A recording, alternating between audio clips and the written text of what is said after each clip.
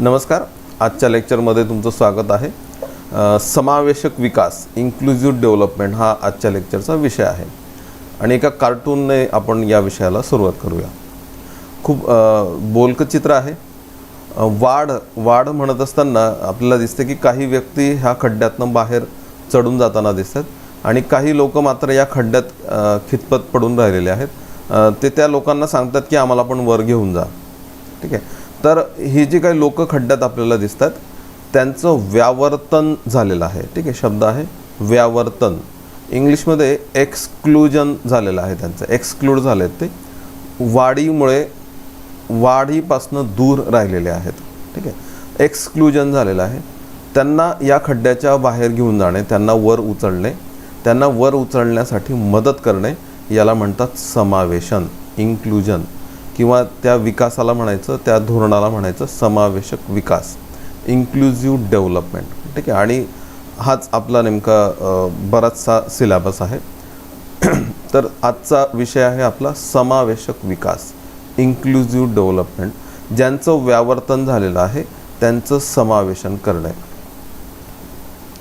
ठीक आहे. तर आजचा विषय आपण सुरुवात करूया आजच्या लेक्चरला. समावेशक विकास, इन्क्लुझिव्ह डेव्हलपमेंट हा आपला आजचा लेक्चरचा विषय आहे. आपण सिलेबसमध्ये जर शोधण्याचा प्रयत्न केला हा टॉपिक, तर MPSC पूर्व आणि MPSC मुख्यतः याच परीक्षांमध्ये हा विषय जरी उल्लेख केलेला असला तरी कंबाईन परीक्षांमध्ये देखील याच्यावर प्रश्न विचारले जातात. तर आपण काही शब्द शोधूया त्या संबंधित. इकॉनॉमिक्स, MPSC प्रीचा जो काही सिलेबस आहे, इकॉनॉमिक अँड सोशल डेव्हलपमेंट, याच्यामध्ये शब्द आहे इन्क्लुजन. ठीक आहे. समावेशन याचा अर्थ आपण घेऊया की इन्क्लुझिव्ह डेव्हलपमेंट. आणि आपण जर मेन्स पेपर 4चा जर MPSCचा सिलेबस शोधला तर 1 आणि 2 मध्ये 1.2 जे आहे ते आहे ग्रोथ अँड डेव्हलपमेंट आणि त्याच्यामध्ये आपल्याला शब्द दिला आहे इन्क्लुझिव्ह डेव्हलपमेंट. ठीक आहे. म्हणजे प्रिलिम्स MPSC पूर्व पण आणि MPSC मेन्स पण इथे दोन्ही ठिकाणी हा शब्द आपल्याला सापडतो आणि या सर्वच टॉपिकवर आपल्याला खूप जास्तच प्रश्न याच्यावर आपल्याला सापडतात. मुख्यतः मी इथे MPSC पूर्वमध्ये जे काही प्रश्न विचारले गेलेले आहेत आणि कंबाईनमध्ये देखील तेच मी हायलाईट करण्याचा इथे प्रयत्न करतो आहे. आणि नेमका हा विषय काय आहे, तो विषय नेमका तुम्हाला त्याची ओळख व्हावी हा उद्देश माझ्या आजच्या लेक्चरचा आहे. खरं तर हा विषय खूप व्हास्ट आहे. म्हणजे पुढच्या 2-3 तासामध्ये तो कवर करणं अवघडच आहे. पण तो नेमका विषय काय आहे, त्याची ओळख नेमकी कशी केली पाहिजे ते मी सांगण्याचा आज तुम्हाला प्रयत्न करणार आहे. तर आजचा विषय आहे मग अर्थातच इन्क्लुझिव्ह डेव्हलपमेंट. आणि हे जे काही चित्र आहे ते मी म्हणेन तुम्हाला की हे नेहमीच लक्षात ठेवा. या व्यावर्तन झालेल्या लोकांना वर आणणे म्हणजे समावेशन. मग हे समावेशन कसं करता येऊ शकतं ते उपाय आपल्याला इथे आता शोधायचे. ठीक आहे. तर हे जे काही उपाय आहेत त्या उपायांना आपण आता काही प्रकारांमध्ये आपण टाकणार आहेत. म्हणजे इन्क्लुजनचे काही प्रकार आहेत, समावेशनाचे काही प्रकार आहेत, ते प्रकार आपल्याला आता बघायचे आहेत. त्यातला पहिला प्रकार आहे आर्थिक समावेशन, इकॉनॉमिक इन्क्लुजन. ठीक आहे.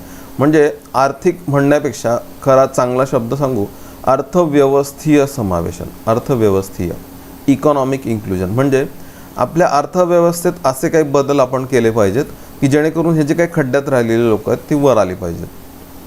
ठीक आहे. म्हणजे मग हे खड्ड्यात राहिलेले लोक नेमकी कोण आहेत, तर दारिद्र्यात खितपत पडलेली आहेत.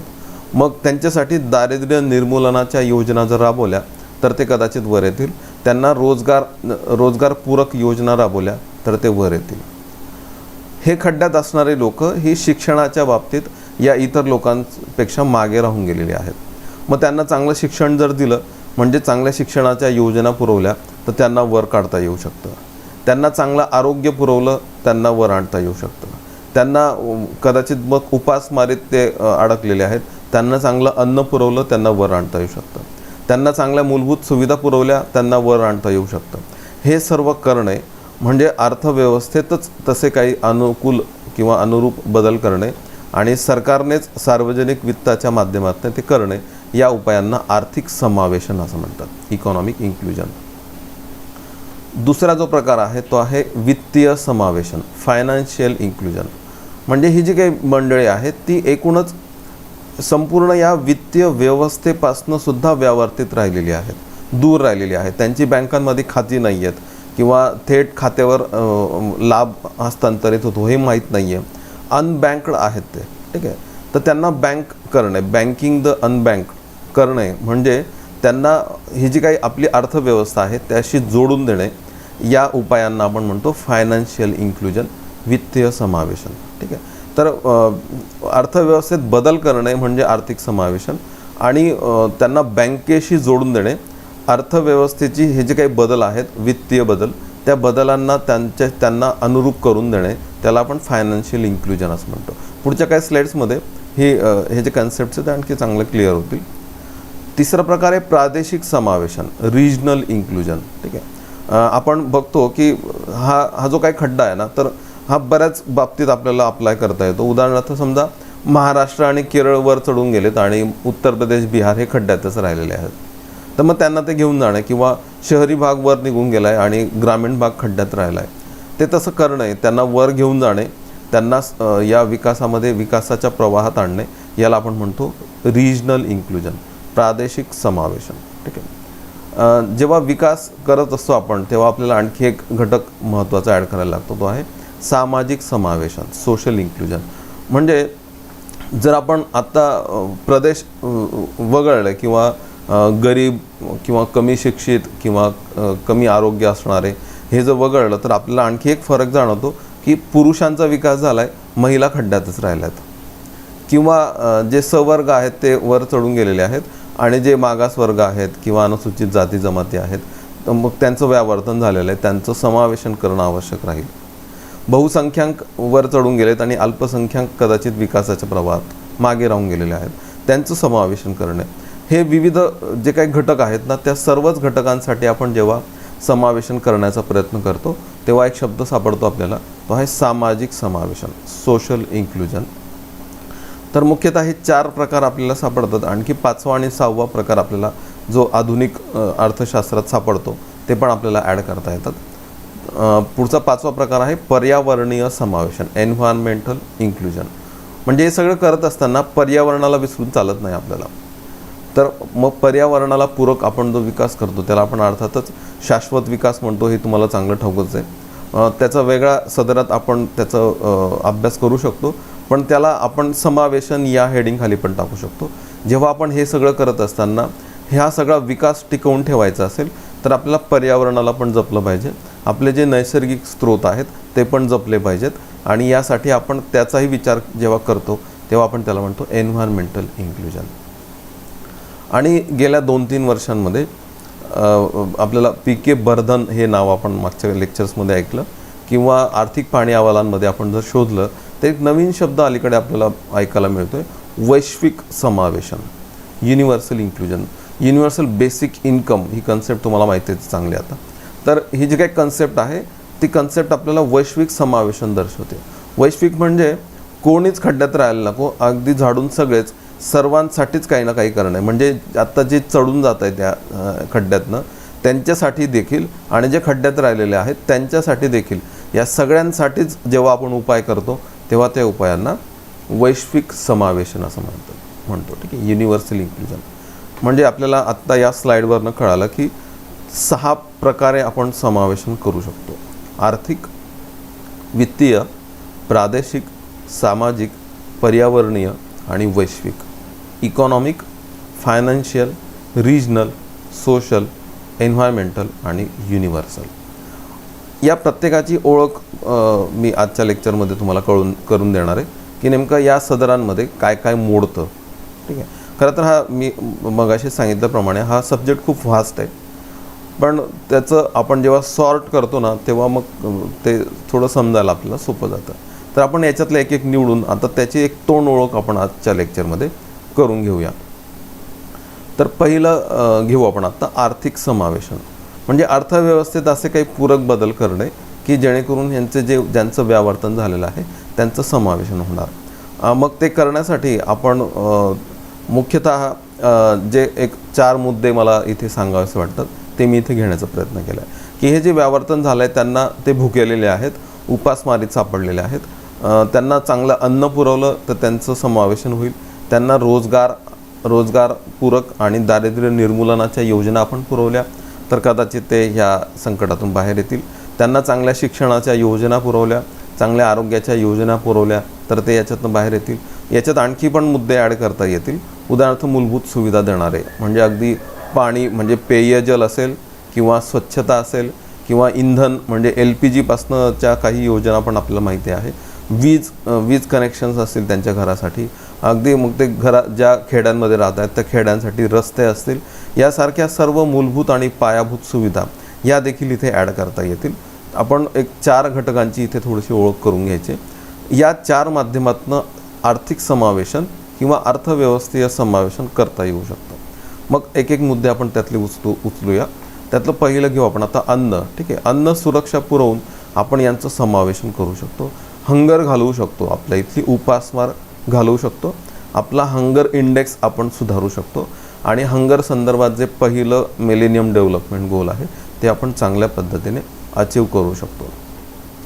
तर अन्न या सुरक्षेसाठी आपण एका योजनेची केवळ एक तोंड ओळख करून घेऊया. ठीक आहे, तर ही योजना शिकवत नाही मी प्रॉपर आत्ता, पण एक तोंड ओळख आपण त्याची करून घेतोय. 1960च्या दशकामध्ये भारतात सार्वजनिक वितरण प्रणाली विकसित झाली. 2 युद्ध आणि दुष्काळ आलेला होता 60 नंतर, माहिती आपल्याला. तर 1965मध्ये कृषी किमती आयोग असेल किंवा FCI असेल, फूड कॉर्पोरेशन ऑफ इंडिया, तर सरकारने या माध्यमातून अन्नधान्य खरेदी करायला सुरुवात केली आणि जिथे त्याची कमतरता आहे तिथे ती विकायला सुरुवात केली, जेणेकरून समान किमती पण राहतील आणि जी उपासमार आहे ती नष्ट पण होईल, दुष्काळ येणार नाही. तर ही सार्वजनिक वितरण प्रणाली हळूहळू विकसित व्हायला लागली. 1992मध्ये आपण तिच्यात थोडेसे चेंजेस केले आणि तिला आपण रिव्हॅम्प केलं. रिव्हॅम्प्ड पब्लिक डिस्ट्रीब्युशन सिस्टीम असं त्याला म्हणतात. पण 1997मध्ये आपण आणखी एक बदल केला, तिला आपण लक्षित केलं, टार्गेटेड. मग तिला TPDS असं म्हणतात, टार्गेटेड पब्लिक डिस्ट्रीब्युशन सिस्टीम किंवा लक्षित सार्वजनिक वितरण प्रणाली. साधारणतः 1997मध्ये आपल्याला ही पद्धत लागू झालेली दिसते. याच्यामध्ये आपण विविध रेशन कार्ड धारक जे आहेत त्यांना विविध दराने आपण अन्नधान्य देत होतो.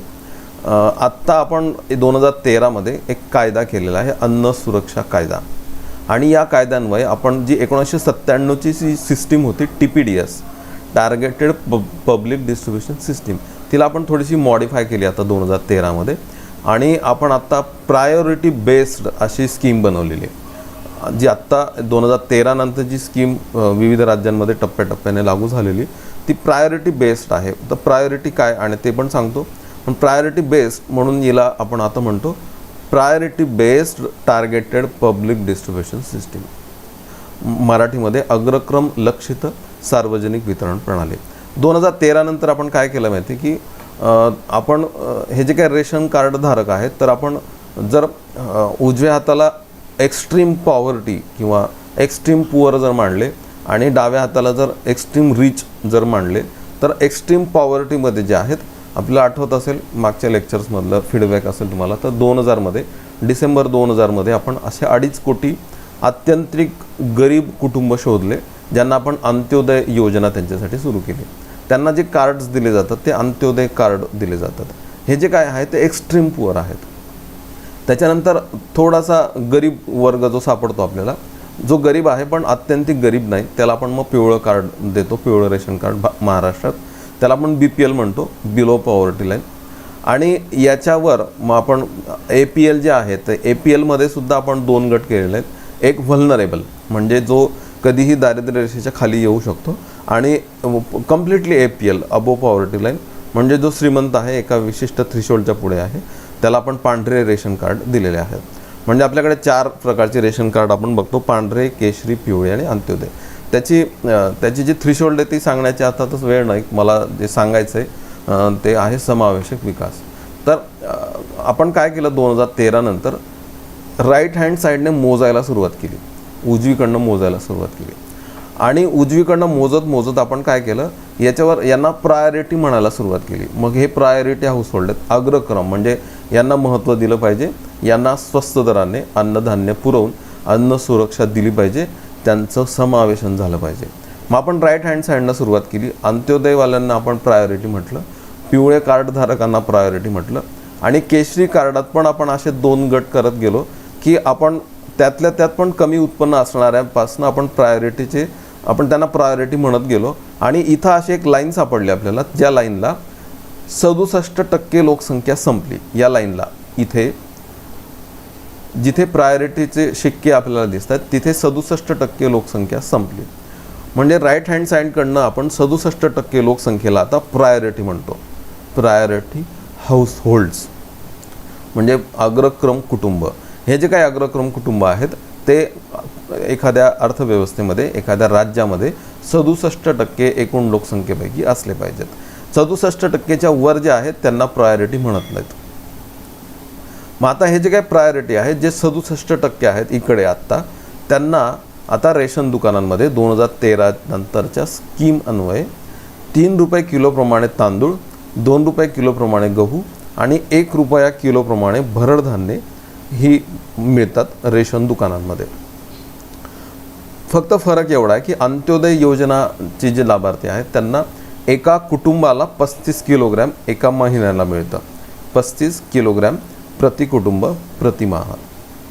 आणि अंत्योदय वगळता ही जी कुटुंब आहेत, जी कुटुंब प्रायोरिटी म्हणून ओळखली जातात आत्ता अंत्योदय वगळता, त्यांना पण त्याच दराने अन्नधान्य मिळतं, पण ते 5 किलोग्रॅम प्रति व्यक्ती प्रतिमाह या दराने मिळतं. ठीक आहे. तर हा फरक एवढाच आहे फक्त आत्ता की अंत्योदय आणि इतर प्रायोरिटी याच्यामध्ये थोडा फरक आहे. 35 किलोग्रॅम आणि 5 किलोग्रॅमचा. 5 किलोग्रॅम प्रति व्यक्ती आहे, इकडे 35 किलोग्रॅम प्रति कुटुंब आहे. दर तेच आहेत. 3 रुपये तांदूळ, 2 रुपये गहू आणि 1 रुपया किलोप्रमाणे भरड धान्य. भरड धान्य म्हणजे कोर्स सिरिल्स, म्हणजे ज्वारी, बाजरी वगैरे वगैरे. तर हे 1 रुपया किलोने मिळतात. हे मिळणे याला, या सिस्टीमला, ही जी 2013 नंतर सिस्टीम निर्माण झाली त्याला म्हणतात अग्रक्रम लक्षित सार्वजनिक वितरण प्रणाली. ही जी काही सिस्टीम आहे ती सिस्टीम अस्तित्वात आणण्यासाठी केंद्र सरकारने, भारत सरकारने एक कायदा संमत केला, राष्ट्रीय अन्न सुरक्षा कायदा. आणि या कायद्यान्वये 2 महत्त्वाच्या बाबी आपल्याला या कायद्यात सापडतात. एक की ही जी काही सिस्टीम, जी लक्षित सार्वजनिक वितरण व्यवस्था होती, तिला अग्रक्रम बेस्ड असं केलं, प्रायोरिटी बेस्ड केलं. आणि इवन भारतामध्ये अन्न सुरक्षा पुरवणाऱ्या ज्या काही इतर योजना आहेत त्या योजनांना कायदेशीर अधिष्ठान पण देण्यात आलं. तर या 2 बाबी आपल्याला इथे सापडतात. त्या 2 बाबी आपण समजून घेऊ. पहिली बाब आहे ती अग्रक्रम लक्षित सार्वजनिक वितरण प्रणालीशी संबंधित. तर असं म्हटलं आहे की 67% लोकसंख्येला अन्न सुरक्षा मिळाले पाहिजे. म्हणजे राईट हँड साईडनं सुरुवात करायची. हे 67% कसं काय, तर ग्रामीण भागामध्ये 75% लोकसंख्येला अन्न सुरक्षा पुरवली गेली पाहिजे आणि शहरी भाग असेल तर 50% अन्न सुरक्षा पुरवली गेली पाहिजे. याची सरासरी 67% येते, 67%. तर ग्रामीण 75%, शहरी 50%, म्हणजे सरासरी 67% लोकसंख्येला इथे रेशन दुकानांमध्ये 3 रुपये, 2 रुपये, 1 रुपये किलोप्रमाणे तांदूळ, गहू, भरड धान्य मिळणार. दुसरं, याच्यामध्ये या कायद्यान्वये आत्ता अन्न सुरक्षा पुरवणाऱ्या भारतातल्या ज्या विविध योजना आहेत त्या सगळ्या योजनांना आता कायदेशीर अधिष्ठान प्राप्त झालेलं आहे. कुठल्या कुठल्या योजना आहेत, तर पूरक पोषण योजना जी आहे, 6 महिने ते 6 वर्ष जे बालक आहे अंगणवाडीत जाणारं त्याला तिथे पोषण आहार दिला जातो. किंवा 6 वर्ष ते 14 वर्ष जो वयोगट शाळांमध्ये शिकतो त्यांना देखील मधल्या सुट्टीमध्ये पोषण आहार दिला जातो. आणि इतकंच नाही तर गरोदर आणि स्तनदा माता ज्या आहेत त्यांना देखील अंगणवाडीमध्ये पोषण आहार दिला जातो. इवन त्यांना आरोग्याच्या सुविधा दिल्या जातात. आणि प्रसूती लाभाच्या काही वंदना योजनासारख्या काही योजना, तर या ज्या काही योजना त्याच्यामध्ये या मातांना काही आर्थिक लाभ पण दिला जातो. तर या सर्वांचा उद्देश पोषण आणि पोषणच नाही तर अन्न सुरक्षा असा आहे. तर आत्ता काय झालं की 2013 नंतर ह्या ज्या काही योजना आहेत अंगणवाडीच्या, शाळेच्या किंवा एकूणच या प्रसूती लाभाच्या, या सगळ्या योजना आता कायदेशीर योजना झालेल्या आहेत. ठीक आहे, ॲक्टनुसार. म्हणजे आत्ता आपल्याला असं जाणवेल की या मुलांना किंवा या मातांना पोषण आहार मिळण्याचा, अन्न सुरक्षा मिळण्याचा त्यांना आता कायदेशीर अधिकार मिळालेला आहे. पूर्वी कायदेशीर नव्हता, तो एक सूचकात्मक असेल, पण आता तो कायदेशीर झालेला आहे. तर राष्ट्रीय अन्न सुरक्षा कायदा, तर एवढं सांगता येतं, एक प्रायमरी, एक तोंड ओळख म्हणून आपल्याला एवढी चर्चा याच्यावर करता येते. तर ह्या सर्वाचा उद्देश समावेशन करणे आहे. आपल्या इथलं हंगर घालवणे आहे. आणि सगळ्यात महत्त्वाचं म्हणजे पोषण, न्यूट्रिशन हा पण एक मुद्दा आहे अन्न सुरक्षेमध्ये. तर न्यूट्रिशन पुरवणे आहे. या संबंधित आपल्याला काही प्रश्न पण सापडतात. MPSC पूर्व 2018चा प्रश्न आहे. अन्न सुरक्षा कायदा 2013च्या संदर्भात पुढीलपैकी कोणते योग्य विधान निवडा. हा कायदा 75% ग्रामीण आणि 50% शहरी लोकसंख्येला अन्न सुरक्षेचा लाभ उपलब्ध करून देतो. ठीक आहे, बरोबर आहे. 75% ग्रामीण आणि 50% शहरी आणि सरासरी आपल्याला सापडते 67%. ब विधान जे आहे ते आहे लाभार्थ्यांनी दरमहा प्रति किलो ₹3 प्रमाणे तांदूळ, 2 प्रमाणे जाडे भरडे धान्य आणि 1 प्रमाणे गहू. तर आता हे चुकलं थोडं. तांदूळ ₹3 बरोबर आहे, पण जाडे भरडे धान्य हे ₹1 पाहिजे होतं आणि गहू हे ₹2 पाहिजे होतं. त्याच्यामुळे हे ब विधान चुकलं याच्यामध्ये. अविधानच बरोबर आहे. अ बरोबर, फक्त अ बरोबर. ठीक आहे, तिसरा ऑप्शन आपल्याला निवडायला लागतो. आपण आता समावेशन करताना जर आपण अन्न हा घटक बघितला तर समावेशन करताना आपल्याला दुसरा जो घटक बघता येतो तो आहे रोजगार. दारिद्र्य निर्मूलनाच्या आणि रोजगार निर्मितीच्या योजना जर आपण पुरवू शकलो या लोकांना तर ते त्यांचं समावेशन होणार. या व्यावर्तनातून ते बाहेर येणार. तर मग रोजगार निर्मितीच्या कोणत्या योजना, तर एक 2-3 योजनांची तोंड ओळख आपल्याला इथे करून घेता येते. त्यातली पहिली आहे नरेगा योजना किंवा महात्मा गांधी राष्ट्रीय ग्रामीण रोजगार हमी योजना. 2 फेब्रुवारी 2006ला ही योजना सुरू झालेली, ही माहिती आपल्याला. आणि या योजनेची आपण उद्दिष्ट शोधली तर आपल्याला त्याचं समावेशन हा शब्द आपल्याला बऱ्याच ठिकाणी सापडेल. कसा? उदाहरणार्थ, ग्रामीण भागात उत्पादक व टिकाऊ मालमत्ता उभारल्या जातील.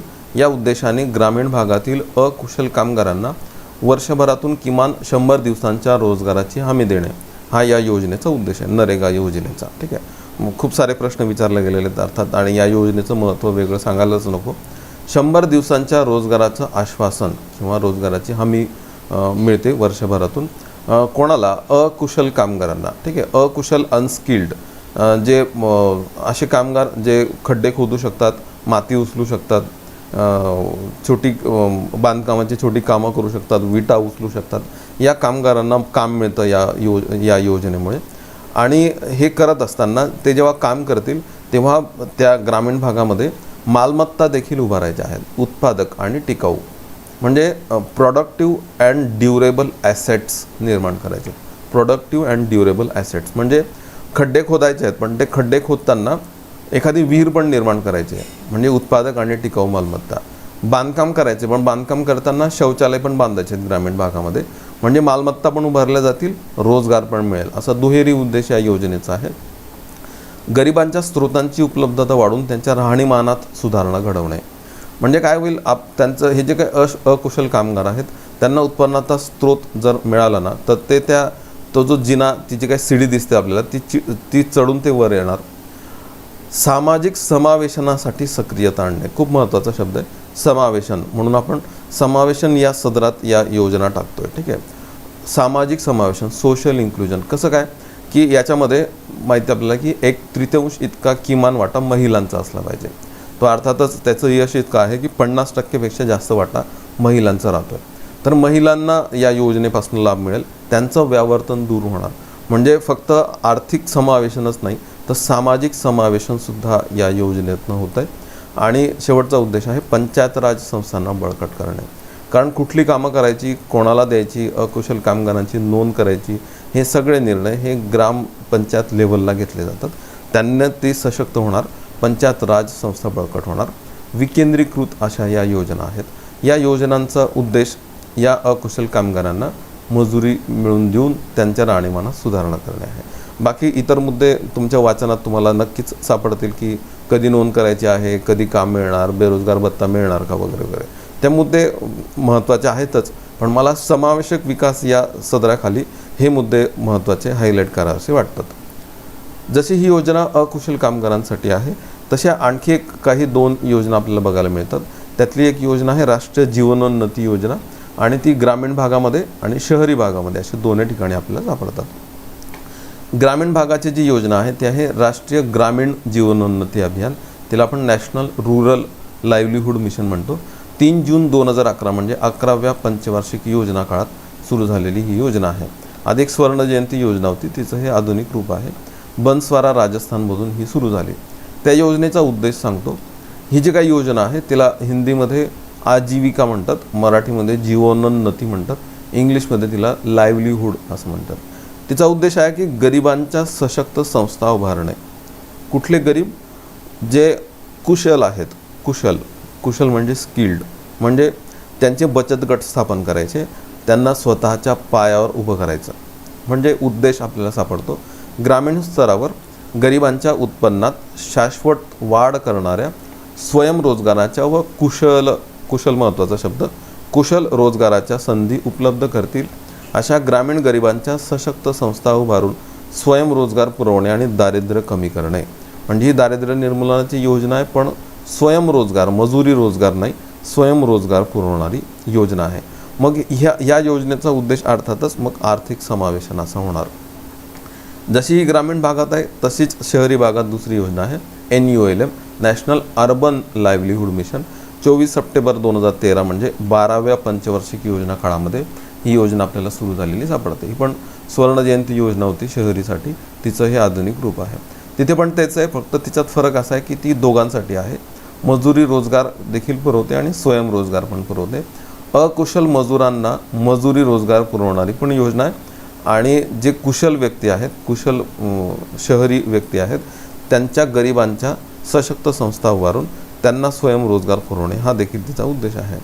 एकूणच या ज्या काही 3 योजना मी आत्ता तुम्हाला सांगण्याचा प्रयत्न केला, या 3 योजनांचा उद्देश काय आहे तर अकुशल असू देत, कुशल असू देत, ते जे काही लोक आहेत गरीब दारिद्र्यरेषेखालील, त्यांना दारिद्र्यरेषेच्या वर उचलणे, त्यांचं समावेशन करणे या संबंधित ह्या योजना आपल्याला सापडतात. या सदराखाली आपल्याला अगदी NREP IRDP पासनं तर PMEGP पर्यंत विविध योजना बसवता येतात. तो वेगळ्या सदराखाली त्याचा अभ्यास केला पाहिजे, त्याच्यासाठी खूप वेळ लागेल ते डिस्कस करायला. इथे आपण हा जो काही टॉपिक आहे समावेशक विकास, त्या सदराखाली या 3 योजना मला वाटतं चर्चेला पाहिजेत. एक सेन्स डेव्हलप होतो आपला आणि काही प्रश्नांची उत्तर आपल्याला चांगल्या पद्धतीने सापडतात. उदाहरणार्थ MPSC पूर्व 2018चा हा जो काही प्रश्न आहे तो ह्या दारिद्र्य निर्मूलन, रोजगार निर्मिती आणि त्या योगाने आर्थिक समावेशन या सदराखाली हा प्रश्न विचारला आहे. MPSC पूर्व 2018चा प्रश्न आहे, दारिद्र्य घटवण्याच्या कुठल्याही धोरणात स्वयंरोजगार आणि वेतनाधिष्ठित रोजगार म्हणजे मजुरी रोजगार या दोन्ही गोष्टींचा समावेश होणे गरजेचं आहे. कारण म्हणजे स्वयंरोजगार पुरवणाऱ्या NULM किंवा NRLM सारख्या योजना आणि मजुरी रोजगार पुरवणाऱ्या नरेगा सारख्या योजना, अशा दोनही प्रकारच्या योजना लागतात. दोनही प्रकारच्या योजना राबवणं आवश्यक आहे. का? कारण ग्रामीण भागात स्वयंरोजगार हा जास्त प्रचलित आहे.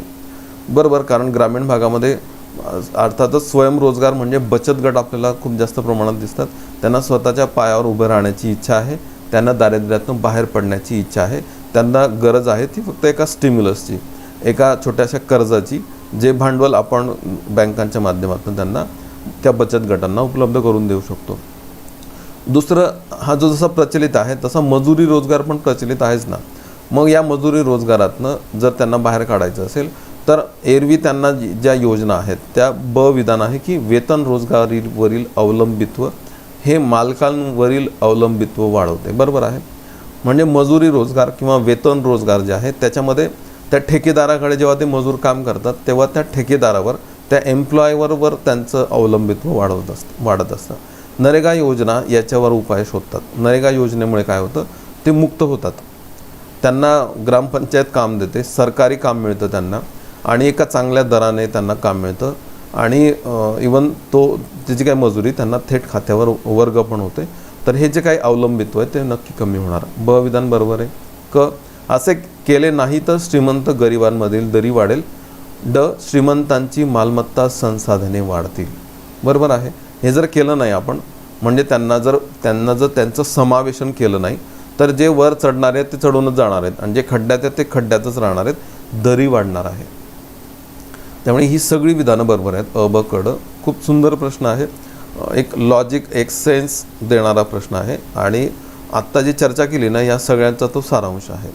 आणि मला वाटतं की हा समावेशक विकास या सदराखाली मोडणारा उत्तम प्रश्न आहे. तिसरा उपाय आहे शिक्षण. ठीक आहे, शिक्षण.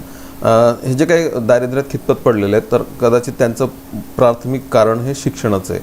शिक्षणापासून वंचित राहिलेले. आत्ता मग प्रौढ शिक्षण देऊन त्यांना बाहेर काढता येऊ शकतं, पण ती वेळ आत्ता कदाचित मग गेलेली असणार आहे. मग काय तर मग निदान पुढची पिढी तरी मग ती निरक्षर राहू नये. मग त्यासाठी आपण विविध योजना राबवतो. अर्थातच आपण प्रौढ निरक्षरता दूर करण्यासाठी योजना राबवतोच, पण इथे या सदराखाली आपण महत्त्वाचं जे शिकलं पाहिजे ते आहे 6 ते 14 वयोगटाचं शिक्षण.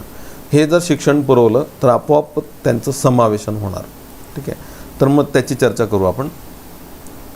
त्यासाठी उत्तम योजना मी म्हणतो तर सर्व शिक्षा अभियान 2000-2001 या वर्षामध्ये जी लॉन्च झालेली ही योजना सर्व शिक्षा अभियान.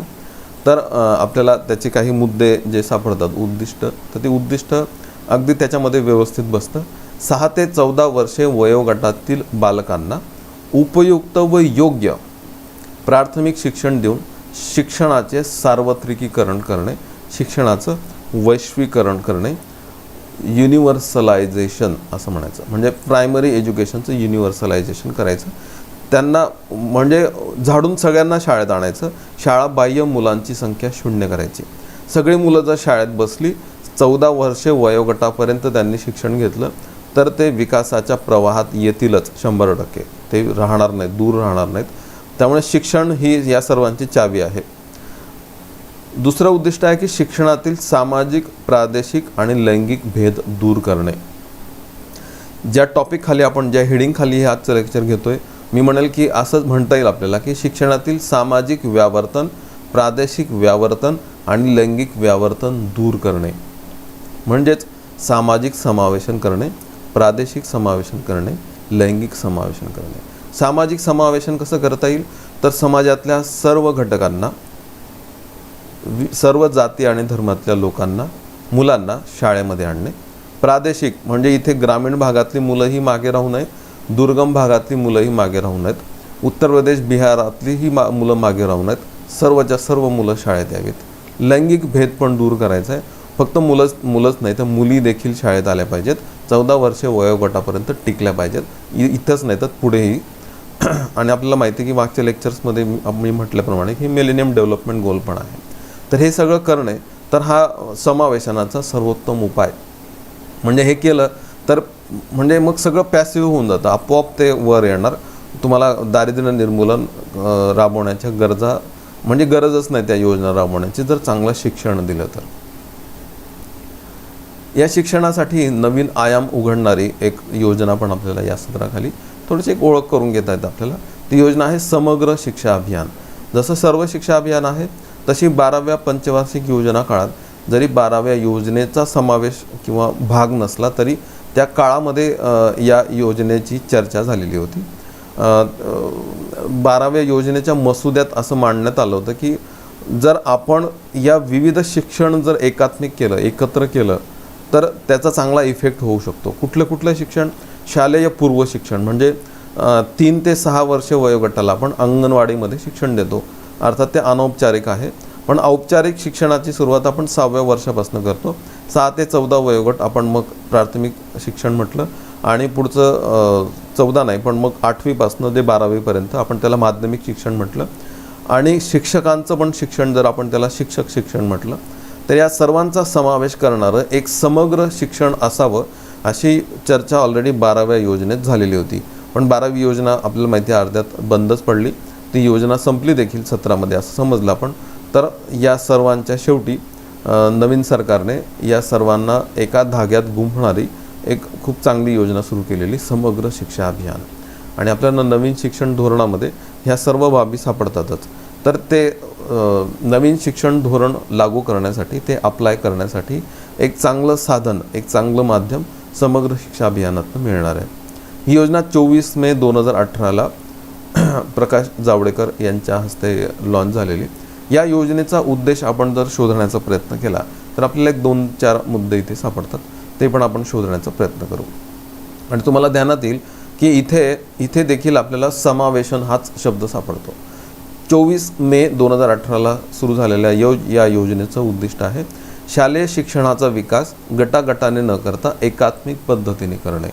म्हणजे एकट्याने शालेय पूर्व वेगळं, प्राथमिक वेगळं, माध्यमिक वेगळं, शिक्षक वेगळं असं न करता सगळ्यांना एकाच एकात्मिक पद्धतीने एकाच धाग्यात गुंफणारी अशी योजना असावी असा उद्देश म्हणून ही योजना. शाश्वत विकास ध्येय 4 गाठणे म्हणजे सस्टेनेबल डेव्हलपमेंट गोल. पुढच्या लेक्चरमध्ये हेच आपण याचाच अभ्यास करणार आहे. सस्टेनेबल डेव्हलपमेंट गोल 4था आहे दर्जेदार शिक्षण. आणि दर्जेदार शिक्षण जर द्यायचं असेल हे 2030मध्ये गाठायचं ध्येय आहे. ते जर गाठायचं असेल तर सर्वात उत्तम साधन आहे समग्र शिक्षा अभियान. गुणवत्तापूर्ण आणि दर्जेदार शिक्षण देऊन शैक्षणिक निष्पादनात वर्धन करणे म्हणजे जे एज्युकेशनल आउटपुट्स आणि आउटकम्स आहेत ते चांगले मिळणे. शालेय शिक्षणातील सामाजिक आणि लैंगिक विषमता दूर करणे म्हणजेच सामाजिक समावेशन, लैंगिक समावेशन. म्हणजे हे सर्व शिक्षा अभियानात हे शब्द सापडतात आपल्याला, तेच इथे पुन्हा आलेले दिसतात. शालेय शिक्षणाच्या प्रत्येक टप्प्यात समावेशक व न्याय्य शिक्षण देणे हे या योजनेची उद्दिष्ट आहेत. खूप लेटेस्ट योजना आहे, महत्त्वाची योजना आहे. आणि इवन शालेय पूर्व शिक्षणात संबंधित असणारी ICDS योजना, प्राथमिक शिक्षणाशी संबंधित असलेली सर्व शिक्षा अभियान किंवा माध्यमिक शिक्षणाशी संबंधित असलेलं माध्यमिक शिक्षा अभियान, या सगळ्या अभियानं आता समग्र शिक्षा अभियानाच्याच उपयोजना आहेत. तर शिक्षण सापडलं आपल्याला. एक मेन्सचा प्रश्न घेऊ आपण, पेपर 3 2016. खालीलपैकी कोणती ध्येय सर्व शिक्षा अभियानाशी संबंधित नाही? तर वयोगट 6 ते 14 मधील मुलांना शाळेत आणणे, बरोबरच हे उद्दिष्ट. त्यांची उपस्थिती टिकवणे, बरोबर आहे. त्यांची संपादणूक वाढवणे म्हणजे त्यांचे आउटपुट्स आणि आउटकम्स वाढवणे. कारण शिक्षण हे फक्त शिक्षण शाळेत आणायचं आणि शिक्षण द्यायचं नाही, फक्त उपयुक्त आणि योग्य शिक्षण द्यायचं आहे. त्यांचे आउटकम्स आणि आउटपुट्स वाढवायचे आहेत. 3ही बरोबर आहे. 4थं त्यांच्या शिक्षक आणि पालकांचे उद्बोधन करणे. याला गौण महत्त्व आहे 4थ्याला. पहिले 3 अगदी परफेक्ट बसतात. सर्व शिक्षा अभियानाशी संबंध थेट नसणारं 4थं उद्दिष्ट आहे. त्यामुळे 4था विधान आपल्याला ऑड आउट म्हणून वेगळं काढता येतं. पुढचं आपल्याला सांगता येतं की ती दारिद्र्यात खितपत पडलेले आहेत, निरक्षर आहेत, खड्ड्यात आहेत. ते असण्यामागे आणखी एक कारण आहे, ते म्हणजे आरोग्य. ठीक आहे. आणि हे सगळे एकमेकांच्या हातात हात धरून असतात. चांगलं अन्न नसणे, सकस अन्न नसणे, बेरोजगार असणे, शिक्षण चांगलं नसणे आणि मग त्याचं एक आउटपुट असं पण येतं की चांगलं आरोग्य नसणे. चांगलं आरोग्य असणारे वर चढून जातात सगळी, लीलावती हॉस्पिटलमध्ये मस्तपैकी उपचार घेत आहेत. आणि जी दारिद्र्यात खितपत पडलेली आहेत ती सिव्हिल हॉस्पिटलच्या बाहेर रांग लावून उभी आहेत. त्यांचं व्यावर्तन झालेलं आहे. त्यांचं समावेशन करायला लागणार आहे, म्हणून आर्थिक समावेशन. मग आरोग्यासंबंधित एक 2-3 चर्चा आपल्याला करता येतात. भारतामध्ये आरोग्य संबंधित व्यावर्तन दर्शवणारे एक महत्त्वाचे मोठे 2 निर्देशांक आहेत, ज्यांची चर्चा आपण मागच्या काही पंचवार्षिक योजनांमध्ये पुन्हा पुन्हा करत येतो आहे.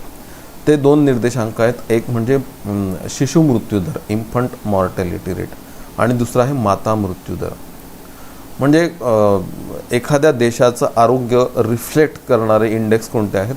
तर पहिलं तर आहे म्हणजे आयुर्मान म्हणजे लाईफ एक्सपेक्टन्सी, जे आपण ह्युमन डेव्हलपमेंट इंडेक्समध्ये मोजतो. आणि दुसऱ्या आणि तिसऱ्या क्रमांकावरचे जे निर्देशांक आहेत ते आहेत शिशु मृत्यूदर किती आहे आणि माता मृत्यू प्रमाण किती आहे. त्यासंबंधित मिलेनियम डेव्हलपमेंट गोल्सचा पण आपण विचार केला तर हे घालवणारे आणि एकूणच आरोग्य याच्यावर केंद्रित असणाऱ्या एक 2 योजनांची आपल्याला इथे ओळख करून घ्यायला लागते. मग त्या योजना कोणत्या? तर त्यातली एक महत्त्वाची योजना आहे राष्ट्रीय आरोग्य अभियान, नॅशनल हेल्थ मिशन. यातलं जे रुरल पार्ट आहे, रुरल हेल्थ मिशन, तो 12 एप्रिल 2005ला सुरू झालेला आहे 10व्या पंचवार्षिक योजना काळामध्ये. तुम्हाला मागचं लेक्चर आठवत असेल तर या योजनेबद्दल मी बऱ्यापैकी तिथे चर्चा केली होती. 12 एप्रिल 2005ला ही योजना सुरू झालेली. याला जोड दिली अर्बन हेल्थ मिशनची 1 मे 2013ला 12व्या पंचवार्षिक योजना काळामध्ये. म्हणजे रुरल पार्ट थेट 10व्या योजनेत सुरू झाला आहे. 11वी योजना स्किप होते आणि 12व्या योजनेत अर्बन पार्ट सुरू होतो. या 2 योजना मिळून आपण त्या योजनेला म्हणतो नॅशनल हेल्थ मिशन, राष्ट्रीय आरोग्य अभियान. या योजनेचं उद्दिष्ट आपण शोधण्याचा प्रयत्न केला तर उद्दिष्ट आहे गुणवत्तापूर्ण आरोग्य सेवा देणे. आता गुणवत्तापूर्ण हा शब्द आपल्याला सर्व शिक्षा अभियानात पण सापडला. ठीक आहे, तुम्हाला जाणवेल ना की अनेक अशी उद्दिष्ट कॉमन आहेत ती आता क्षेत्राला लागू होतात. ती कशी काय ते पण आपण शोधूया.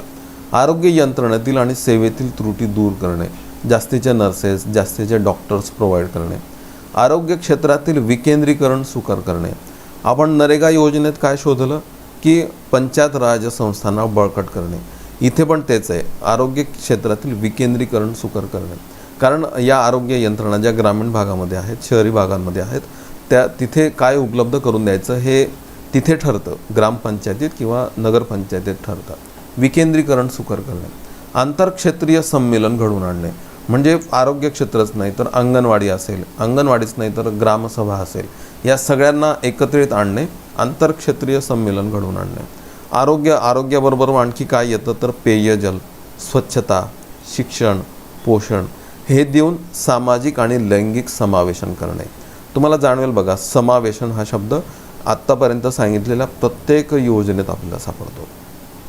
त्यामुळे त्या सदराखाली आपण हे टाकू शकतो. सामाजिक समावेशन, लैंगिक समावेशन म्हणजे आरोग्याच्या पासनं कोणीच दूर राहायला नको, सर्वांपर्यंत आरोग्य सुविधा पोहोचली पाहिजे.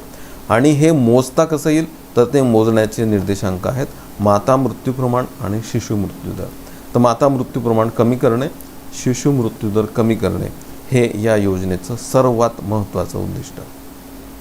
मॅटर्नल मॉर्टॅलिटी रेशो आणि इन्फंट मॉर्टॅलिटी रेट कमी करणे हेच उद्दिष्ट ठेवून आणखी एक मोठी योजना आपल्याला जी सापडते ती आहे जननी सुरक्षा योजना. ठीक आहे, आरोग्याच्या बाबतीमध्ये सर्वाधिक प्रश्न विचारले गेलेले आणखी एक योजना जननी सुरक्षा योजना. जननी सुरक्षा योजना जी आहे ती पण त्याच रुरल पार्टबरोबर सुरू झालेली 12 एप्रिल 2005. आणि या योजनेचं उद्दिष्ट आहे संस्थात्मक प्रसूतीचं प्रमाण वाढवणे, इन्स्टिट्यूशनल डिलिव्हरीचं प्रमाण वाढवणे. एक तक्ता सापडतो आपल्याला इथे, त्या तक्त्यावर थोडंसं जास्त बोलता येईल. 2 रोज आपल्याला दिसतात, एक आहे HPS आणि दुसरं आहे LPS. HPS म्हणजे हाय परफॉर्मिंग स्टेट्स आणि LPS म्हणजे लो परफॉर्मिंग स्टेट्स. हाय परफॉर्मिंग स्टेट्स म्हणजे महाराष्ट्रासारखी अशी जिथे संस्थात्मक प्रसूती म्हणजे इन्स्टिट्यूशन्समध्ये होणाऱ्या डिलिव्हरीचं प्रमाण 25% जास्त आहे.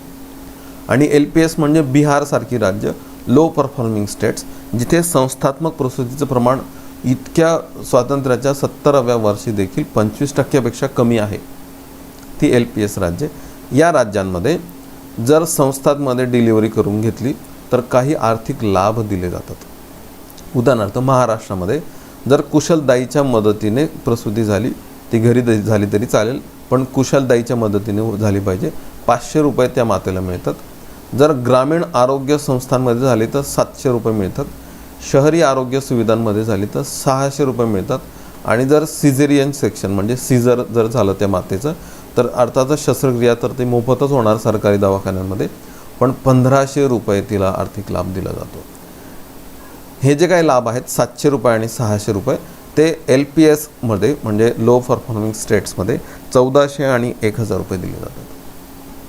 ठीक आहे, मुख्यतः दारिद्र्य रेषेखालील ज्या महिला आहेत, ज्या माता आहेत आणि अनुसूचित जाती आणि जमातीतल्या पण ज्या महिला आहेत त्यांना हा लाभ दिला जातो. याचं उद्दिष्ट आहे संस्थात्मक प्रसूतीचं प्रमाण वाढवणे.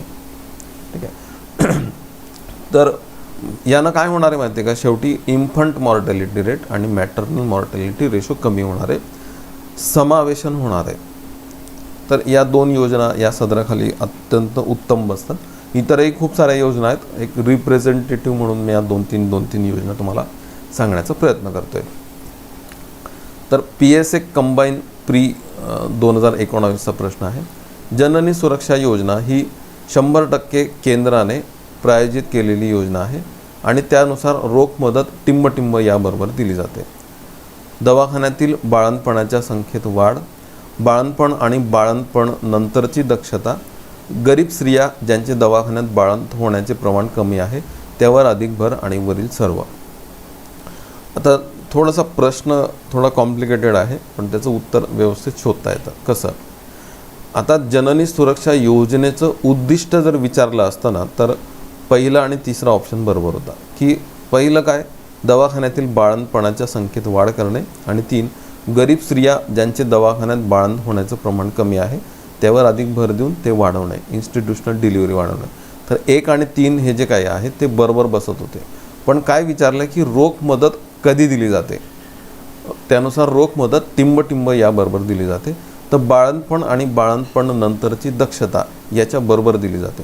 त्यामुळे दुसरा ऑप्शनच तिथे बरोबर बसतो.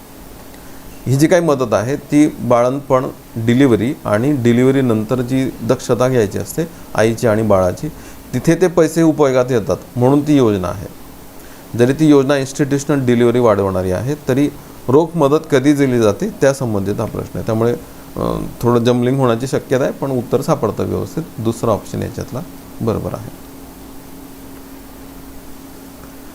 तर आपण आत्तापर्यंत जी चर्चा केली ती इकॉनॉमिक इन्क्लुजन या सत्राची केली. त्यात आपण अन्न, शिक्षण, आरोग्य आणि रोजगार या सदरातल्या काही योजनांची आपण थोडीशी ओळख करून घेतली. आपल्याला आत्ता जो दुसरा सदर बघता येईल किंवा चर्चा करता येईल तो आहे वित्तीय समावेशन, फायनान्शियल इन्क्लुजन. वित्तीय समावेशन या सदराखाली आपल्याला 2 मुद्दे बघता येऊ शकतात. एक आहे थेट लाभ आणि दुसरा आहे बँकिंग, म्हणजे त्यांना बँकांशी जोडून देणे, कारण बँकांपासून ते दूर राहिलेले आहेत. मग आत्ता वित्तीय समावेशन, फायनान्शियल इन्क्लुजन, ठीक आहे, या सदराखाली 2 मुद्दे आपण आता बघूया. थेट लाभ. थेट लाभ जो आहे त्यासाठी आपल्याला जी योजना बघता येते ती आहे DBT भारत किंवा थेट लाभ हस्तांतरण योजना किंवा डायरेक्ट बेनिफिट ट्रान्सफर. ही योजना सरळ वित्तीय समावेशन, फायनान्शियल इन्क्लुजन या सदराखाली येते.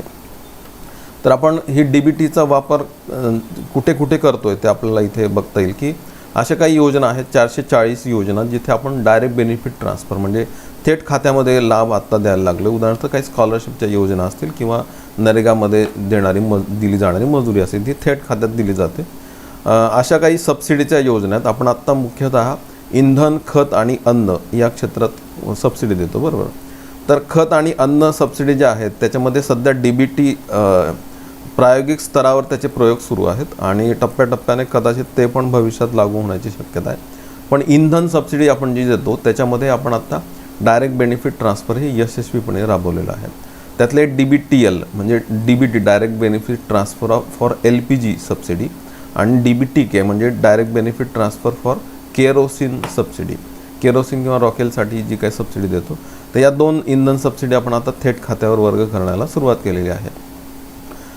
DBTL जे आहे ना त्यालाच एक नाव आहे पहल नावाची योजना. ही योजना नेमकी काय आहे ते आपल्याला एक 2 स्लाइड्सने थोडंसं समजून घेता येईल. पहल योजना नेमकी कशी काम करते त्यातनं ही योजना, या योजनेचं महत्त्व कळेल आणि थेट ग्राहकापर्यंत तसंच त्याचं व्यावर्तन कसं दूर होतं ते आपल्याला बघता येतं. उदाहरणार्थ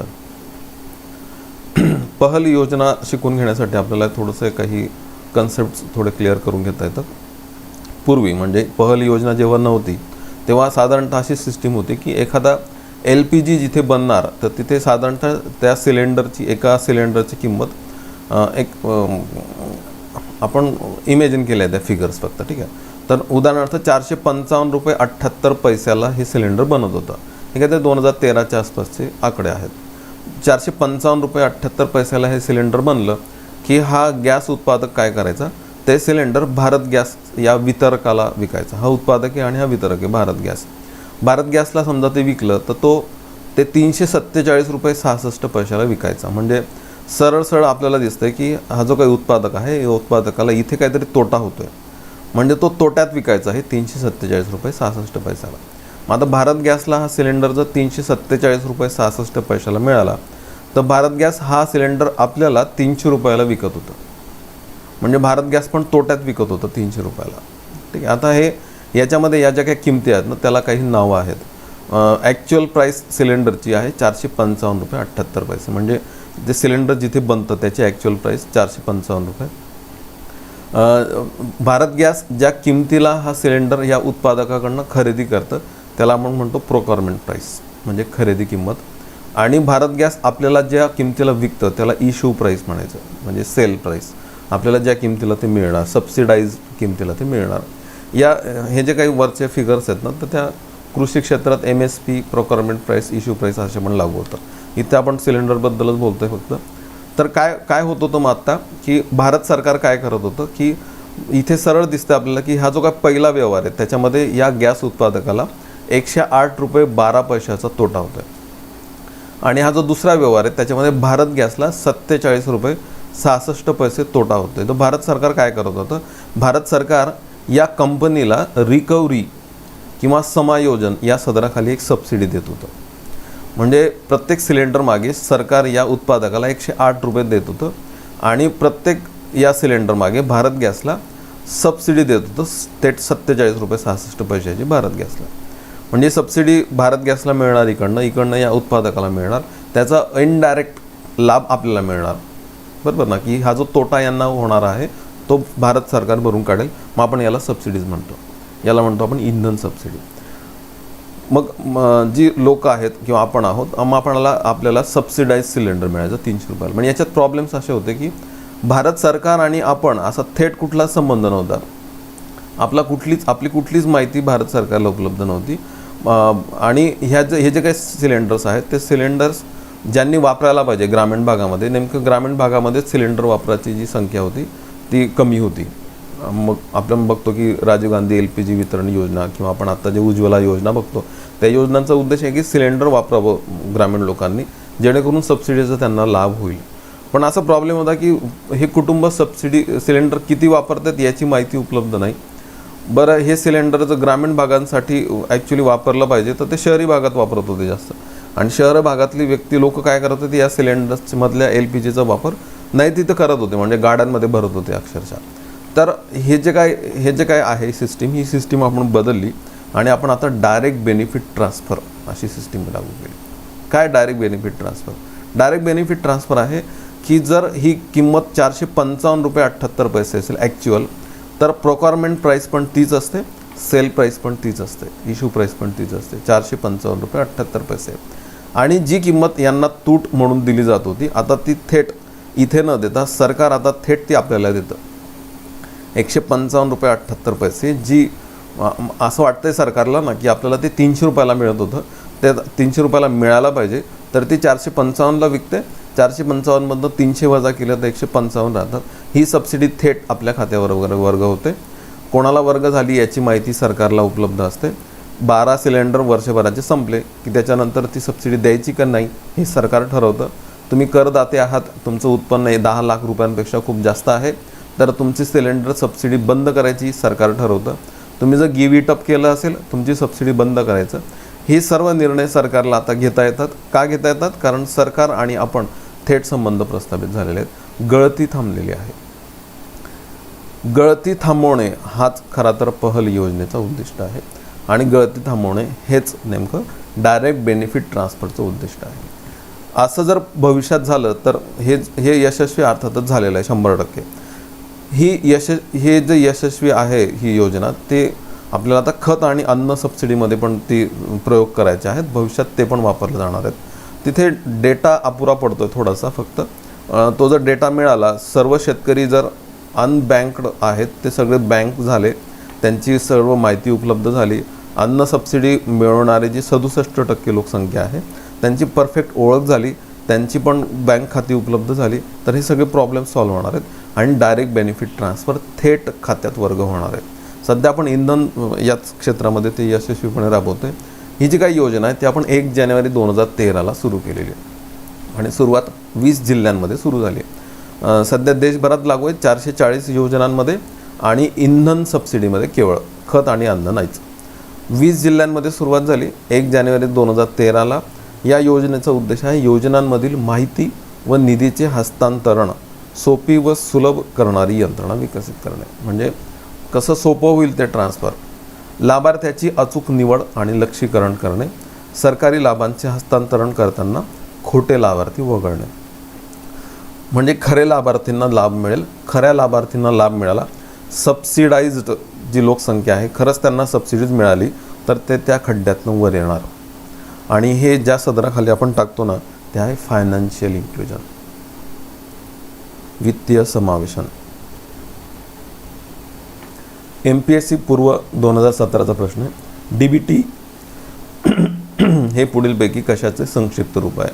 अर्थातच डायरेक्ट बेनिफिट ट्रान्सफर. ठीक आहे, DBT डायरेक्ट बेनिफिट ट्रान्सफर. हा प्रश्न याची थोडीशी स्टिम्युलस दिलेला आपल्याला मागच्या परीक्षांमध्ये, म्हणजे हा पेपर याच्यावर आता विचारला जाईल प्रश्न पुन्हा. मेन्समध्ये मात्र प्रश्न विचारले गेलेले आहेत. एस टी आय मेन्सला प्रश्न सापडतो आपल्याला. प्रत्यक्ष लाभ हस्तांतरण योजना 1 जानेवारी 2013 पासून सुरू करण्यात आली. बरोबर आहे. भारतामध्ये सुरुवातीला 20 जिल्ह्यांमध्ये ही योजना राबवण्यात आली. बरोबर आहे. ही योजना अंदाजात सुधारणा करणे, भ्रष्टाचार कमी करणे आणि खर्च नियंत्रणाच्या उद्देशाने आखण्यात आलेली आहे. बरोबर. याचाच खरा अर्थ तर गळती थांबवणे आणि खोटे लाभार्थी वगळणे. अ ब क सर्व विधानं बरोबर आहेत. कोणती विधाने असत्य आहेत? वरीलपैकी एकही नाही. चौथा ऑप्शन आपल्याला याच्यातलं निवडायला लागतो. बरं, डायरेक्ट बेनिफिट ट्रान्सफर, प्रत्यक्ष लाभ हस्तांतरण यशस्वी करायचं असेल तर आपल्याला ज्याची आवश्यकता आहे ना, मग त्याची चर्चा याच्यानंतर सुरू होते. ती आहे जॅम, JAM. जे म्हणजे जनधन योजना, ए म्हणजे आधार कार्ड आणि एम म्हणजे मोबाईल. याच्यामध्ये जी चावी फिरते ना, ती खरी मग जनधन योजनेपासून फिरते. त्यामुळे बँकिंग महत्त्वाचं. बँकांमध्ये खाती उघडली आणि मोबाईल जर त्याला जोडला, मोबाईल क्रमांक जोडला, तर बँकेत जायला लागत नाही. बँक तुमच्या खिशात येते अक्षरशः. तर बँक जर आली आपल्याला, आपण जोडलं गेलो बँकिंगशी, तर व्यावर्तन दूर होणं खूप सोपं होणार आहे. समावेशन करणं खूप सोपं होणार आहे. बँकिंगशी निगडीत व्हावं, सर्व प्रौढ हे बँकाशी जोडली जावीत, ही शिफारसच मुळी नचिकेत मोर समितीने केलेली. नचिकेत मोर समितीचं नावच वित्तीय समावेशन समिती असं होतं. ही जी काय फायनान्शियल इन्क्लुजन कमिटी किंवा नचिकेत मोर कमिटी होती, त्या समितीने सांगितलं की प्रत्येक प्रौढ भारतीयाचं खातं उघडलं गेलं पाहिजे. तो बँकेशी जोडला गेला पाहिजे. तो जोडला गेला तर हे समावेशन या खड्ड्यातनं त्याला बाहेर काढणं खूप सोपं होणार आहे. आणि मग नचिकेत मोर समितीच्या शिफारशीनुसार आपण एक खूप मोठी योजना सुरू केली. तिचं नाव आहे प्रधानमंत्री जनधन योजना. ठीक आहे. मग त्याची ओळख आपल्याला करून घेता येईल. 28 ऑगस्ट 2014ला ही योजना लॉन्च झालेली आहे. 15 ऑगस्ट 2014ला माननीय पंतप्रधानांनी तिचं सुतोवाच केलंच होतं की अशी योजना सुरू होणार आणि तिचं अनावरण प्रत्यक्षात 28 ऑगस्ट 2014ला करण्यात आलं. त्या योजनेची 1-2-3 मुद्दे इथे सांगितले पाहिजेत, कारण ही योजना इतर कुठल्याही सदरात, बँकिंग असेल किंवा इतर कुठलेही सदर असेल ना, त्याच्यापेक्षा ती परफेक्ट जिथं बसते ते आहे वित्तीय समावेशन. त्यामुळे तिची इथेच चर्चा करणं आवश्यक आहे, इथेच ते समजून घेणं आवश्यक आहे. तिचे 2 टप्पे पार पडलेले मागे आणि आता 3ऱ्या टप्प्यात आपण आहोत. ते 3 टप्पे काय ते काही स्लाइड्सने आणि काही चित्रांनी मी समजून सांगण्याचा प्रयत्न करतो. 28 ऑगस्ट 2014 पासून 14 ऑगस्ट 2015पर्यंत म्हणजे साधारणतः 1 वर्ष पहिला टप्पा पार पडलेला. फर्स्ट फेज पार पडलेली या योजनेची. फर्स्ट फेज काय होती ते आपण शोधण्याचा प्रयत्न करू. या फर्स्ट फेजमध्ये 3 प्रकारची कामं करायची होती. पहिलं, बँकिंग सुविधांपर्यंत वैश्विक पोहोच निर्माण करणे. वैश्विक म्हणजे युनिव्हर्सल, म्हणजे प्रत्येकाचं खातं उघडलं गेलं पाहिजे बँकिंग सुविधापर्यंत. प्रत्येक प्रौढ व्यक्तीचं खातं उघडणे हा या योजनेचा पहिला उद्देश, पहिला टप्पा. पहिल्या टप्प्यांमध्ये जे अनबँक्ड आहेत त्यांना बँक करणे, बँकिंग द अनबँक असं त्याचं मोटोच आहे. बँकिंग सुविधांपर्यंत वैश्विक पोहोच निर्माण करणे. ओव्हरड्राफ्ट सुविधा देणारं रुपे कार्ड देणे. ओव्हरड्राफ्ट म्हणजे काय असतं की आपला बॅलन्स जरी 0 असला तरी आपल्याला त्याच्यातनं पैसे काढता येतात. उदाहरणार्थ सुरुवातीला 5,000 रुपयांचा ओव्हरड्राफ्ट सुविधा होती. म्हणजे तुम्ही 0 बॅलन्स जरी असला त्या अकाउंटमध्ये तरी त्याच्यानंतरही पैसे काढू शकतात. वजा 5,000पर्यंत आपण पैसे काढू शकतो. हे जे काही 5,000 रुपये काढलेले आहेत तर ते बँकेतनं काढल्यानंतर आपला बॅलन्स वजा 5,000 दिसणार. आपण नंतर तो परत फिलअप करायचा आणि तो परत 0 किंवा त्याच्या पुढे नेण्याचा प्रयत्न करायचा. हे जे काही आपण उचल केलेले त्या खात्यातनं आपले पैसे नसताना पण हे कर्ज नाही समजलं जात, कारण कर्जावर व्याज द्यायला लागतं. हे जे काही आपण पैसे उचलणार आहेत त्याला व्याज देण्याची गरज नाही, ते आपल्याच अकाउंटमध्ये आहेत, फक्त ते मायनसमध्ये दिसतात. ओव्हरड्राफ्ट फॅसिलिटी आहे आणि ते देणारं रुपे कार्ड. रुपे हे आपलं इंडियन पेमेंट चॅनल आहे, माहिती आपल्याला NPCIने डेव्हलप केलेलं. रुपे कार्ड मिळतं या योजनेमध्ये. असं रुपे कार्ड आणि ओव्हरड्राफ्ट सुविधा देणारं कार्ड ज्यांनी खाते उघडली त्यांना देण्यात आलं या पहिल्या फेजमध्ये. आणि एक वित्तीय साक्षरता कार्यक्रम राबवण्यात आला, फायनान्शियल लिटरसी. म्हणजे बँक खातं उघडलं तर त्याचं महत्त्व काय आहे, ती खाती कशी हाताळायची, या सर्वांची साक्षरता देण्याचं एक फायनान्शियल लिटरसी प्रोग्राम पण राबवला गेला. दुसरा टप्पा हा 2015पासून सुरू झाला तर ते 15 ऑगस्ट 2018पर्यंत 3 वर्ष चालणार होता तो दुसरा टप्पा. या टप्प्यात काय करणं अपेक्षित होतं, त्याच्यात पण 3 मुद्दे आपल्याला सापडतात. त्यातलं पहिलं आहे की हा जो काय ओव्हरड्राफ्ट काढणार लोक काढणार 5,000 बॅलन्स काढणार ना मायनसपर्यंत, तर त्याच्यासाठी एक पत हमी देण्याची योजना या दुसऱ्या टप्प्यात सुरू होणार. म्हणजे त्यांनी काढले बँकेतनं पैसे, तर बँकेतल्या त्यांनी काढलेल्या त्या पैशाला हमी कोण देणार ना. तर अशी DIC GC सारखी एखादी यंत्रणा उभारायची का, तर ते दुसऱ्या टप्प्यात केलं जाईल असं ठरवण्यात आलं दुसऱ्या टप्प्यामध्ये. दुसऱ्या टप्प्यात ठरवण्यात आलं की काही याला अनुकूल अशा सूक्ष्म विमा मायक्रो इन्शुरन्स पुरवणाऱ्या काही योजना सुरू करता येतील का. तर मग नंतर आपण सुरू झालेल्या बघतो, तर त्याचीच चर्चा आपल्याला पुढच्या स्लाईडमध्ये करायची आहे. आणि जसं विमा आहे तसंच पेन्शनच्या काही योजना सुरू करता येतील का, तर ते दुसऱ्या टप्प्यात करायचं असं ठरलं. असंघटित क्षेत्रासाठी स्वावलंबनसारख्या काही पेन्शन योजना सुरू करता येतील दुसऱ्या टप्प्यात असं ठरलं. तर आपल्याला 6 पिलर्स सापडतात. या 6 पिलर्सवर जनधन योजना सुरू करण्यात आली. पहिले 3 पिलर पहिल्या टप्प्यात उभारले जातील, नंतरचे 3 पिलर दुसऱ्या टप्प्यात उभारले जातील. आता आपण तिसऱ्या टप्प्यात आहोत. तिसरा टप्पा नेमकं काय आहे ते मी काही स्लाईड्समध्ये तुम्हाला सांगण्याचा प्रयत्न करतो. जर मी हे स्तंभ एक असं बँकेचे जे पिलर्स असतात ना त्या स्वरूपात जर मांडण्याचा प्रयत्न केला, तर मला असं मांडता येईल की पहिल्या टप्प्यामध्ये 3 पिलर्स मांडण्यात आले. कुठले 3 पिलर्स? पहिला टप्पा आपण 2015पर्यंत समजतो. 3 पिलर्स. पहिला पिलर की प्रत्येक कुटुंबापर्यंत वैश्विक बँकिंग पोहोच, प्रत्येक कुटुंबापर्यंत बँक गेली पाहिजे. दुसरं की बँक खाती उघडायची झाडून वैश्विक बँकिंग पोहोच, म्हणजे सगळ्यांची बँक खाती उघडायची.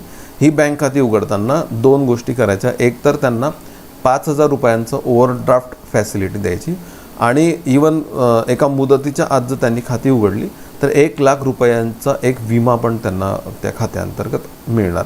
जीवन विमा त्यांचा उतरवला जाणार मोफत 1,00,000 रुपयांचा. तिसरा जो पिलर आहे तो आहे फायनान्शियल लिटरसी प्रोग्राम, बरोबर. त्यानंतर दुसरा टप्पा आपण पुढच्या 3 वर्षामध्ये बघतो, 2015 ते 2018 दुसरा टप्पा. याच्यामध्ये 3 पिलर्स मी आत्ता मगाशी सांगितले. ते पहिला पिलर आहे पत हमी निधी. हा जो काय ओव्हरड्राफ्ट दिला जाणार आहे 5,000 रुपयांचा, त्याच्यासाठी एक पत हमी देणारा एक फंड किंवा एखादी इन्स्टिट्यूट उभारायची का, तर ते काही झालं नाही अर्थातच. त्याला काही नंतर त्याच्यावर काही कुठली उपाययोजना नाही झाली. पण सूक्ष्म विमा किंवा मायक्रो इन्शुरन्स याच्यासाठी काही योजना आपण सुरू केल्या टप्प्याटप्प्याने. उदाहरणार्थ प्रधानमंत्री जीवन ज्योती विमा योजना किंवा प्रधानमंत्री स्वास्थ्य विमा योजना, सुरक्षा विमा योजना यासारख्या विमा योजना आपण सुरू केल्या. आणि जो तिसरा पिलर आहे विम्यासारख्या पेन्शन किंवा स्वावलंबनसारख्या पेन्शन योजना, मग आपल्याला इथे सापडते ती अटल पेन्शन योजना किंवा श्रमयोगी मानधन योजना. तर या ज्या योजना आहेत पेन्शन योजना ह्या पण सुरू झाल्या. तर इथे मला जरूर सांगावं वाटेल की जीवन ज्योती विमा योजना किंवा सुरक्षा विमा योजना किंवा अटल पेन्शन योजना किंवा श्रमयोगी मानधन योजना या सगळ्या योजना या जनधन योजनेच्या उपयोजना आहेत. या सर्वच योजना 1, 2, 3, 4, 5 या सगळ्या 5-6 योजनांचा उद्देश वित्तीय समावेशन करणे आहे. आपण आत्ता अलीकडे तिसरा टप्पा सुरू केलेला आहे 15 ऑगस्ट 2018 नंतर, आणि हे आत्ताच्या परीक्षांसाठी खूप महत्त्वाचं मी समजतो. तिसरा टप्पा 15 ऑगस्ट 2018 नंतर सुरू झालेला तिसरा टप्पा काय? तिसऱ्या टप्प्यामध्ये आपण हे जे पहिले 2 पिलर्स आहेत ना त्यामध्ये थोडं मॉडिफाय केलेत. ते काय केलं आहे आपण, तर वैश्विक बँकिंग पोहोच ही जी पोहोच आहे ना आपण तिला तर वाढीव केलं आहे. वाढीव म्हणजे काय, प्रत्येक कुटुंबापर्यंत पोहोचण्यापेक्षा आत्ता कुटुंबातला प्रत्येक प्रौढापर्यंत पोहोचणं आवश्यक आहे. म्हणजे एका कुटुंबातल्या एकाचंच खातं नाही उघडायचं आत्ता, तिथे प्रौढ जेवढे असतील ना 18 वर्षाच्या पुढे त्या सगळ्यांचीच खाती उघडायची, त्या सगळ्यांनाच बँकेशी जोडायचं, असं आपण वाढीव टार्गेट ठेवलेलं आहे तिसऱ्या टप्प्यासाठी. दुसरं, हे जे बँक खाते आहेत ते बँक खात्यामध्ये आपण आत्ता हे जे ओव्हरड्राफ्ट अधिकर्ष आहे ना ते वाढीव केलं आहे, आणि हा जो विमा आहे तो पण वाढीव केला आहे. काय केलं आपण, 5,000 जो ओव्हरड्राफ्ट होता ना तो आपण आता 10,000 रुपये केलेला आहे. म्हणजे ओव्हरड्राफ्ट फॅसिलिटी आता 10,000 रुपयाची मिळेल, आणि 1,00,000 रुपयाचा जो विमा होता तो आता 2,00,000 रुपये करण्यात आला. ठीक आहे, तर हे आहे तिसऱ्या टप्प्याचं. म्हणजे कुटुंबापर्यंत नाही, प्रौढांपर्यंत 5,000 नाही 10,000 रुपये ओव्हरड्राफ्ट, 1,00,000 रुपये नाही तर 2,00,000 रुपयांचा विमा सवलत. तर हे तिसरा टप्पा आहे. या 3 टप्प्यांच्या माध्यमातून आपल्याला जनधन योजनेचा अभ्यास करता येतो. ठीक आहे. तर MPSC पूर्व परीक्षेसाठी महत्त्वाची योजना, MPSC मेन्समध्ये पण पेपर 3 पेपर 4 दोन्ही ठिकाणी महत्त्वाची आहे. कंबाईनमध्ये पण ही योजना महत्त्वाची ठरते. जे मी आता जॅम म्हटलं ना, तर ही त्रिसूत्री दर्शवणारं हे चित्र आहे. जॅम, जे म्हणजे जनधन, ए म्हणजे आधार आणि एम म्हणजे मोबाईल. सगळ्यांची आता जनधन खाती उघडली गेली आहेत, उघडली जात आहेत. सगळ्यांचा आधार कार्ड क्रमांक आहे, सगळा तो डेटाबेस नवीन निर्माण झालेला आहे आणि सर्वांकडे मोबाईलच आहेत. मोबाईलवर बँक सुविधा उपलब्ध आहेत. मोबाईल क्रमांक बँक खात्याशी जोडला गेलेला आहे. हे याला म्हणतो आपण जॅम, JAM जॅम. हे जे काही जॅम आहे हे पुढच्या एका क्रांतिकारक एका टप्प्याकडे आपण वळतो आहे याच्या माध्यमातून. हे केलं ना तर DBT हे सक्सेस होणार आहे आणि गळती थांबणार आहे आणि सगळ्यात महत्त्वाचं म्हणजे खड्ड्यात राहिलेले लोक वित्तीय समावेशन होऊन वर येणार आहे. त्यामुळे हे त्या सदराशी आपल्याला महत्त्वाचं जोडता येतं. MPSC पूर्व 2017चा प्रश्न आहे. वित्तीय समावेशनासाठी, फायनान्शियल इन्क्लुजनसाठी शासनाने 2014मध्ये खालीलपैकी कोणती योजना अंमलात आणली? तर ऑफकोर्स याचं उत्तर प्रधानमंत्री जनधन योजना हेच येतं. तिसरं ऑप्शन प्रधानमंत्री जनधन योजना. शब्द आहे वित्तीय समावेशन, फायनान्शियल इन्क्लुजन. आपण फायनान्शियल इन्क्लुजनपर्यंत आलो. आपल्याला आता पुढे वळायचं ते आहे रिजनल इन्क्लुजन. ठीक आहे, प्रादेशिक समावेशन. मी म्हटलं की विविध प्रदेश मागे राहिलेले आहेत. उत्तर प्रदेश, बिहार असेल किंवा ग्रामीण भाग असेल. आपण पण महाराष्ट्रामध्ये बघतो की विदर्भ, मराठवाडा हे विकासाच्या प्रवाहात मागे राहून गेलेले आहेत पश्चिम महाराष्ट्राच्या तुलनेमध्ये. हे पण आपण बघतो, इथे चर्चेतो किंवा त्यासाठी आपण काही समित्या पण स्थापन केलेल्या आहेत. त्यांचं समावेशन कसं करता येईल यासाठी आपण जो टप्पा घेतो तो आहे रिजनल इन्क्लुजन. त्याची तोंड ओळख करून घेण्यासाठी मला 1-2-3 मुद्दे इथे सांगता येतील. हा पण मुद्दा खूप मोठा आहे. एक जस्ट तोंड ओळख करतोय ना आपण, तर मग ह्या ज्यांचं व्यावर्तन झालेलं आहे अशा प्रदेशांसाठी आपण काही सवलती जाहीर करतो आणि त्यांच्यासाठी काही योजना पण आपण राबवतो. काही उदाहरणं घेता येईल. सवलतीचं एक उदाहरण सांगतो फक्त. सवलतीचे 2-3 उदाहरणं जशी आहेत ना, की एरवी आपण बघतो की ज्या कोअर योजना आहेत केंद्र सरकार, केंद्र पुरस्कृत योजना, त्याच्यामध्ये 60-40 वाटा आहे. 60% वाटा केंद्राचा, 40% वाटा राज्याचा. पण जेव्हा आपण ईशान्य-पूर्व राज्य किंवा जी हिमालयन राज्य आहेत तर त्यांच्यासाठी आपण हा जो काय वाटा आहे तो 90-10 ठेवतो किंवा इतर योजनांमध्ये आपण त्यांना सवलतीची वागणूक बऱ्यापैकी देतो. का? कारण ते प्रदेश मागे आहेत, त्यांचं समावेशन झालं पाहिजे. या सवलतीमध्ये मला जे महत्त्वाचं सांगायचं वाटतं ते आहे वित्त आयोगाच्या शिफारशी. आणि इथे वित्त आयोगाच्या शिफारशी सांगताना मला ही स्लाईड थोडीशी हायलाईट करावीशी वाटते. माहिती आपल्याला 15वा वित्त आयोग आत्ता त्याची शिफारशी आलेल्या, पहिला त्याचा अहवाल आलेला आहे, दुसरा अहवाल प्रतीक्षेत आहे. ह्या जो काही अहवाल आहे 15वा वित्त आयोग, NK सिंग या वित्त आयोगाचे अध्यक्ष होते आणि इतर सदस्य वगैरे मी आता सांगत बसत नाही. 2020 ते 2025 या 5 वर्षांच्या कालावधीसाठी केंद्राला जर एक विभाजन योग्य कर मिळाले तर त्याच्यातला किती वाटा राज्यांना दिला पाहिजे याची शिफारस करण्यासाठी हे वित्त आयोग स्थापन होतात. या वित्त आयोगाने तूर्त तरी फक्त एका वर्षासाठी 2020 ते 2021 या एकाच पहिल्या आर्थिक वर्षासाठी शिफारशी करताना एक निकष सुचवलेले आहेत. तर निकष थोडक्यात सांगण्याचा प्रयत्न करतो कारण थोडं करंट अफेअर म्हणून ते आपल्याला थोडंसं लागेल. NK सिंग यांच्या अध्यक्षतेखालील 15वा वित्त आयोग सांगतो की केंद्राला जेवढा कर गोळा होईल विभाजन योग्य कर म्हणजे शेअरेबल टॅक्सेस, त्यातला 41% वाटा राज्यांना देऊन टाकायचा. ह्या 41% वाट्याचा जर राज्यांमध्ये हॉरिझॉन्टल डिव्होल्युशन करायचं असेल, राज्यांमध्ये वाटणी करायची असेल तर लोकसंख्या 2011च्या लोकसंख्येला 15% वेटेज द्यायचं. जनसांख्यिकीय कामगिरी म्हणजे प्रत्येक राज्य, प्रत्येक केंद्रशासित प्रदेश हे तिथल्या राज्यच येणार अर्थात तिथे प्रत्येक राज्य हे लोकसंख्या आटोक्यात आणण्यासाठी काय करतंय किंवा जनसांख्यिकीचे जे विविध आकडे आहेत त्याच्यामध्ये त्यांची कामगिरी कशी आहे त्याला 12.5% त्याचा विचार करायचा, त्याला वेटेज द्यायचं. उत्पन्न दुरावा म्हणजे सर्वाधिक उत्पन्न ज्याचं आहे, उदाहरणार्थ महाराष्ट्राचं उत्पन्न सर्वाधिक असतं दरडोई उत्पन्न, त्याच्यापेक्षा त्या राज्याचं उत्पन्न किती दूर आहे ते डिस्टन्स मोजायचं, त्याला 45% वेटेज द्यायचं. त्या राज्याच्या क्षेत्रफळाला 15% वेटेज द्यायचं. ते राज्य वन आणि पर्यावरणासाठी किती प्रयत्न करते किंवा वनच्छादित आणि पर्यावरणात पूरक असं त्याचं धोरण किती आहे, कसं आहे, त्याला 10% वेटेज द्यायचं. आणि कर गोळा करण्यासाठी तिथे कशी शिस्त आहे, कर प्रयत्न कसे आहेत, FRBM सारखे कायदा केलेले आहेत का, त्याची अंमलबजावणी होते का, याला 2.5% वेटेज द्यायचं. असा विचार केला तर राज्यांमध्ये वाटणी करण्याचं त्यांनी काही सूत्र सुचवलेले आहेत. ही सूत्र सुचवताना हे सूत्र सांगण्याच्या आधी मला 1-2-3 मुद्दे सांगायचे आहेत. 14व्या वित्त आयोगाने हा वाटा 42% सांगितला होता, 42%. पण आपण एक लेटेस्ट डेव्हलपमेंट अशी बघतो की हे जे जम्मू काश्मीर राज्य होतं ते आता केंद्रशासित प्रदेश झालेत आणि 2 झालेत. आणि यांना जो वाटा मिळेल तो केंद्राच्या तिजोरीतनं मिळणार ना थेट. आता तो राज्यांचा वाटा नाही, तो केंद्राच्या तिजोरीतनं वाटा मिळणार, कारण आता ते केंद्रशासित प्रदेश आहेत. मग त्यांना केंद्रशासित प्रदेश समजलं आणि त्यांना थेट केंद्राच्याच तिजोरीतनं जर आत्ता खर्च करायचं ठरवलं तर 1% लागेल त्यांना, असं आपण समजू शकतो की 1% लागेल त्यांना. मग 1% जर वजा केलं आणि मागच्या वित्त आयोगाने जर 42% सांगितलेले तर 42मधनं 1 वजा केला तर उरतं 41. मग 41% वाटा हा या राज्यांना द्यायचा. 41%ची वाटणी जर या विविध राज्यांमध्ये करायची ठरली तर ती कोणत्या टक्केवारीनुसार करायची, मग ते सूत्र आपल्याला पुढे सापडतं. ते सूत्र आहे की उत्तर प्रदेशला मग त्यातलं 17.931% वाटा द्यायचा. ह्या 41ला जर 100 समजलं ना तर 100रातलं 17%, 17.9% हे उत्तर प्रदेशला द्यायचे. आपल्याला जाणवेल की या वाटणीमध्ये उत्तर प्रदेश, बिहार, मध्य प्रदेश हे अग्रेसर राज्य आहेत. पहिली 3 सर्वाधिक वाटा या 3 राज्यांना द्यायचा. मग आता तुम्हाला लक्षात येईल का द्यायचा, कारण त्यांचे हे निर्देशांक मागे आहेत. का द्यायचा, हे जे काही 3 निर्देशांक आहेत किंवा ही जी 3 राज्य आहेत आपल्याला जाणवेल की त्यांचं प्रादेशिक व्यावर्तन झालेलं आहे.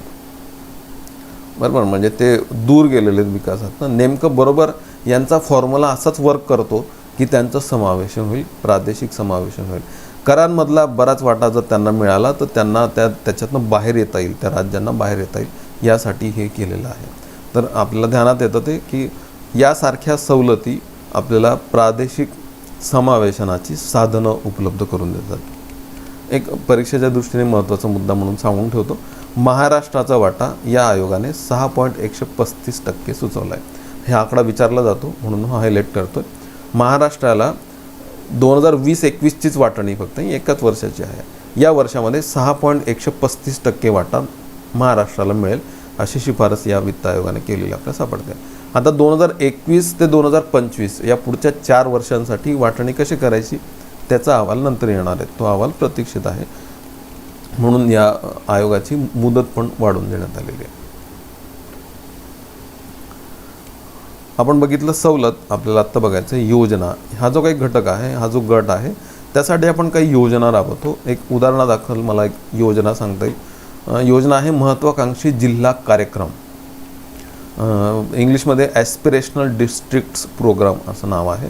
पूर्वी एक राष्ट्रीय समविकास योजना नावाची एक योजना होती, किंवा मागास जिल्हे विकास कार्यक्रम किंवा अनुदान योजना असे काही योजना होत्या. आत्ता आपण एक नवीन योजना लॉन्च झालेली बघतो 5 जानेवारी 2018ला. पंतप्रधान मोदीजी ॲड्रेस करतात मॉबला आणि त्यांना त्या योजनेची माहिती सांगतात. ही योजना आहे aspirational districts programme. Aspirational districts म्हणजे मराठीमध्ये आपण किंवा हिंदीत पण म्हटले त्यांना महत्त्वाकांक्षी जिल्हा कार्यक्रम.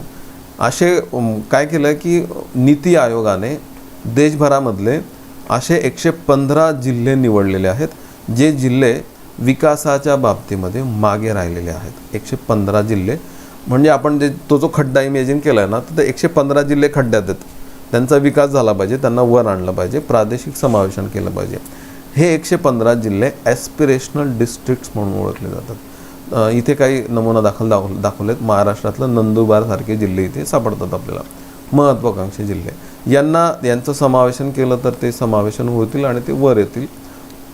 तर तीव्र परिवर्तन करून प्रादेशिक विकासात संतुलन साधणे या योजनेचं उद्दिष्ट आहे. हा कार्यक्रम नीती आयोगाने सुचवलेला आहे आणि हे डिस्ट्रिक्ट्स नीती आयोगाने सुचवलेले आहेत. अर्थातच हा फिक्स आकडा नाही, 115 टप्प्याटप्प्याने याच्यात भर होत जाणार किंवा घट पण होत जाणार. पण ही योजना जेव्हा 5 जानेवारी 2018ला लॉन्च झाली तेव्हा 115 जिल्हे आपल्याला त्याच्यामध्ये सापडतात. तर हे जे काही योजना, यासारख्या योजना राष्ट्रीय समविकास योजनेसारख्या योजना किंवा आपण जे 90-10 वाटा देतो ईशान्यपूर्व राज्यांना, हे सगळे मुद्दे आपल्याला ज्या सदरात टाकता येतात ते सदर आहे प्रादेशिक समावेशन. ठीक आहे. पुढचा मुद्दा आपल्याला बघता येतो आता सोशल इन्क्लुजन, सामाजिक समावेशन. खरं तर सामाजिक समावेशन हा खूप मोठा मुद्दा आहे. सामाजिक समावेशन करताना आपल्याला बालकांपासून अगदी सुरुवात करता येते. बालक, महिला, वृद्ध, अपंग, मागासवर्ग, अनुसूचित जाती, अनुसूचित जमाती, अल्पसंख्याक या सर्वच गटांचा विकास करणे, त्यांना समावेशनाच्या विकासाच्या प्रवाहात आणणे, या सर्वच बाबींना आपण सामाजिक समावेशन या सदराखाली टाकू शकतो. त्यामुळे तुम्हाला ध्यानात येईल की हा खूप मोठा सिलेबस आहे, खूप मोठा मुद्दा आहे. पेपर 3 राज्यसेवेचा जो सिलेबस आहे ना, त्याच्यामध्ये मग आपल्याला याचं खूप मोठं इलॅबोरेशन आढळतं. तर इथे एक रिप्रेझेंट करण्यासाठी 2-3 मुद्दे मला फक्त इथे सांगायचे की जे पूर्वला मला थोडेसे उपयोगात येतील. हा जो काही गट आहे सामाजिक गट, त्याच्या सामाजिक सुरक्षेच्या योजना आणि त्यांना लागणाऱ्या काही विमा आणि पेन्शनच्या योजना, ज्याची नावं मी आत्ता मगाशी उच्चारली, तर त्या योजना सामाजिक समावेशन या सदराखाली टाकता येतात. तर थोड्याचं ओळख म्हणून आपल्याला 2-3 मुद्दे याच्याशी बघता येतील. खरं तर बालकांपासनं तर अगदी अल्पसंख्याकपर्यंत आपल्याला विविध योजना याच्यात शिकणं अपेक्षित आहे. पण आपण एक तोंड ओळख म्हणून 2-3 योजनांची इथे ओळख करून घेऊया. तर सामाजिक सुरक्षेच्या काही योजना आपण चर्चा करूया. आणि सामाजिक सुरक्षा देणारी एक महत्त्वाची योजना आपल्याला सांगता येते, ते आहे राष्ट्रीय सामाजिक सहाय्य योजना. 15 ऑगस्ट 1995, तुम्हाला मागचं लेक्चर आठवत असेल, 8वी पंचवार्षिक योजना. या दिवशी 2 योजना सुरू झाल्या. 15 ऑगस्ट 1995ला राष्ट्रीय सामाजिक सहाय्य योजना पण सुरू झाली आणि तिकडे मध्यान्ह आहार योजना पण सुरू झाली, मधल्या सुट्टीमध्ये पोषण आहार देणारी. इथे आपल्याला चर्चा करायची राष्ट्रीय सामाजिक सहाय्य योजनेपर्यंत. या योजनेचे 4 लक्ष्य गट आहेत: विधवा, अपंग, निराधार आणि वृद्ध. ठीक आहे. तर हे जे काही गट आहेत त्या गटांना, ते गट अर्थातच त्या खड्ड्यात राहणार, कारण आधार नाही किंवा आधारहीन ही कुटुंब असणार आहेत. तर या कुटुंबांना आधार देणारी, सामाजिक सुरक्षा पुरवणारी ही योजना आहे. मग योजनेचं नाव आहे राष्ट्रीय सामाजिक सहाय्य योजना. त्याचा उद्देश त्या शब्दातच सापडतो, आर्थिक तथा सामाजिक सहाय्य करणे, त्यांचं सामाजिक समावेशन करणे. ठीक आहे. हा या योजनेचा मुख्य उद्देश आहे. या योजनेमध्ये आपल्याला 5 योजना बसवता येतात, उपयोजना. थोडक्यात वाचतो फक्त. आपण त्यांना इंदिरा गांधीजींचं नाव दिलेलं आहे इनिशियल पहिल्या 3 योजनांना. त्यामुळे IG नोआप्स सारख्या या योजना आहेत. मराठीतच घेऊ आपण. इंदिरा गांधी राष्ट्रीय वृद्धांसाठीची पेन्शन योजना आहे. वृद्ध जे आहेत त्या वृद्धांना, असे वृद्ध ज्यांचं 60 ते 79 वर्ष वय आहे, त्यांना मासिक 200 रुपयांची मदत दिली जाते. आणि ज्यांचं 80 वर्षापेक्षा जास्त वय आहे त्यांना 500 रुपये मासिक मदत दिली जाते, पेन्शन दिलं जातं थोडक्यामध्ये. दुसरी विधवांसाठीची योजना आहे, ती उशिरा सुरू झाली 2009मध्ये. तिथे मासिक 300 रुपये मदत दिली जाते या विधवांसाठी. आणि त्यांचंही वर्ष जर वय 80 वर्षाच्या पुढे निघून गेलं तर याचप्रमाणे 500 रुपये मदत दिली जाते. अपंग व्यक्ती आहेत तर त्यांच्या कुटुंबाला पण 2009पासून 300 रुपये मासिक मदत दिली जाते. त्यांचंही वय 80 वर्षाच्या पुढे गेलं तर 500 रुपये मदत दिली जाते. राष्ट्रीय कुटुंब लाभ योजना नावाची एक योजना आहे, फॅमिली बेनिफिट देणारी योजना. तर निराधार कुटुंबासाठी आहे. असं कुटुंब ज्याचा कमावता व्यक्ती दगावलेला आहे त्यांना एक रकमी 20,000 रुपयांची मदत दिली जाते. राष्ट्रीय कुटुंब लाभ योजना ही पहिल्या दिवशी सुरू झाली 15 ऑगस्ट 1995. आणि 2000मध्ये इसवी सन 2000मध्ये म्हणजे 9व्या पंचवार्षिक योजनेमध्ये अन्न सुरक्षेच्या 2 योजना आपण मागच्या योजनेत बघितल्या होत्या, अन्नपूर्णा योजना आणि अंत्योदय योजना. त्यातली अन्नपूर्णा योजना ही या योजनेची उपयोजना आहे, राष्ट्रीय सामाजिक सहाय्य योजना. ही योजना दारिद्र्य रेषेखालील जे वृद्ध आहेत त्यांना मासिक 10 किलोग्रॅम अन्नधान्य देणारी योजना आहे. म्हणजे आपल्याला ती अन्न सुरक्षा या पण सदरात टाकता येते आणि सामाजिक सुरक्षा, सामाजिक समावेशन या पण सदराखाली आपल्याला ते टाकता येते. या 5 योजना इथे काम करतात. राष्ट्रीय सामाजिक सहाय्य करणाऱ्या, सामाजिक सुरक्षा पुरवणाऱ्या, सामाजिक समावेशन करणाऱ्या योजना या सदराखाली आपल्याला टाकता येतं. पुढे बघतो आपण विमा योजना. विमा योजना आणि पेन्शन योजना या सदराखाली तुम्हाला एक 2-3 योजनांचा अभ्यास करणं अपेक्षित आहे. त्यातल्या योजना म्हणजे अटल पेन्शन योजना, श्रमयोगी मानधन योजना, जीवन ज्योती विमा योजना आणि सुरक्षा विमा योजना. तर त्या वाचून समजण्यासारख्या आहेत. मला इथे सांगायला महत्त्वाचं वाटतं ती योजना आहे आयुष्मान भारत योजना. ठीक आहे. तर ही जसं विमा जीवन विमा आहे तसा आरोग्य विम्याशी संबंधित ही योजना आहे आणि ती करंट अफेअर्सच्या अँगलने पण थोडीशी महत्त्वाची वाटते, म्हणून थोडीशी चर्चा करतो. आयुष्मान भारत न्यू इंडिया 2022 म्हणजे स्वातंत्र्याच्या 75व्या वर्षी आपल्याला जर नवीन भारत बघायचा असेल तर तो निरोगी असला पाहिजे, म्हणून आयुष्मान भारत. आरोग्य या सदराखाली समावेशन आणि सामाजिक समावेशन या पण सदराखाली आपल्याला त्याला टाकता येतं. याच्यामध्ये 2 आपल्याला योजना दिसतात. एक हेल्थ वेलनेस सेंटर्स. काय केलं की आपल्याला माहिती प्रायमरी हेल्थ सेंटरच्या खाली एक 4-5 गावं मिळून एखादं सब सेंटर असतं. सब सेंटर उपकेंद्र म्हणतो आपण त्याला. तर या सब सेंटर्सना चांगलं त्यांच्या पायाभूत सुविधा आणखी विकसित करायचं, आणखी त्यांना चांगलं डेव्हलप करायचं. तिथेच चांगला स्टाफ, नर्सेस, डॉक्टर्स उपलब्ध करून द्यायचे आणि आणखी एक चांगलं विकेंद्रित असं आरोग्याचं सेंटर त्यांना डेव्हलप करायचं आणि त्यांचं नाव पण बदललं. सब सेंटरच्या ऐवजी त्यांना म्हटलं हेल्थ वेलनेस सेंटर. आणि जे प्राथमिक जो बेस आहे प्राथमिक उपचाराचा ते उपचाराचं एक चांगलं सेंटर निर्माण करण्यासाठी त्यांचं सब सेंटरचं नाव पण बदललं. त्यांना म्हटलं हेल्थ वेलनेस सेंटर. तर 2022पर्यंत असे 1.5 लाख सब सेंटर्स आहेत भारतभर. त्यांचं हेल्थ वेलनेस सेंटरमध्ये टप्प्याटप्प्याने रूपांतर केलं जाईल. 2022पर्यंत 1.5 लाख सब सेंटर्सचं हेल्थ वेलनेस सेंटरमध्ये रूपांतर झालेलं असणार आहे. याच्यामुळे काय होईल, ग्रामीण भागातली आरोग्य यंत्रणा विकसित होईल आणि तिचं महत्त्व किती आहे ते आत्ता कोविड-19मध्ये आपल्याला समजतंच आहे. या योजनेचं अनावरण 14 एप्रिल 2018ला पंतप्रधानांच्या हस्तेच करण्यात आलं. भारतातलं पहिलं हेल्थ वेलनेस सेंटर जंगला बिजापूर छत्तीसगडमध्ये लॉन्च करण्यात आलं. त्या लॉन्चिंगचा आपल्याला इथे फोटो दिसेल. जशी ही योजना आहे तशी दुसरी योजना आहे या आयुष्मान भारत अंतर्गत, जिला आयुष्मान भारतच म्हटलं जातं. खरं तर ती वेगळी योजना आहे, तिचीच उपयोजना आहे. तिचं नाव आहे प्रधानमंत्री जन आरोग्य योजना, PMJAY. तर देशभरातले असे 10.74 कोटी कुटुंब निवडलेले आहेत भारत सरकारने. जर एका कुटुंबात 5 व्यक्ती घेतले आपण तर 50 कोटी लोकसंख्या. 10.74 कोटी कुटुंब किंवा 50 कोटी लोकसंख्या.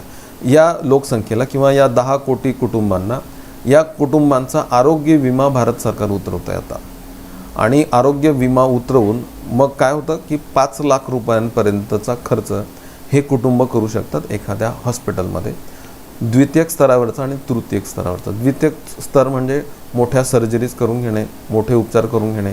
तृतीयक म्हणजे सर्जरी केली तर त्याच्यानंतर पोस्ट सर्जरी किंवा त्यासाठी काही उपचार, काही तपासण्यानंतर पण करायचं असेल त्या पण.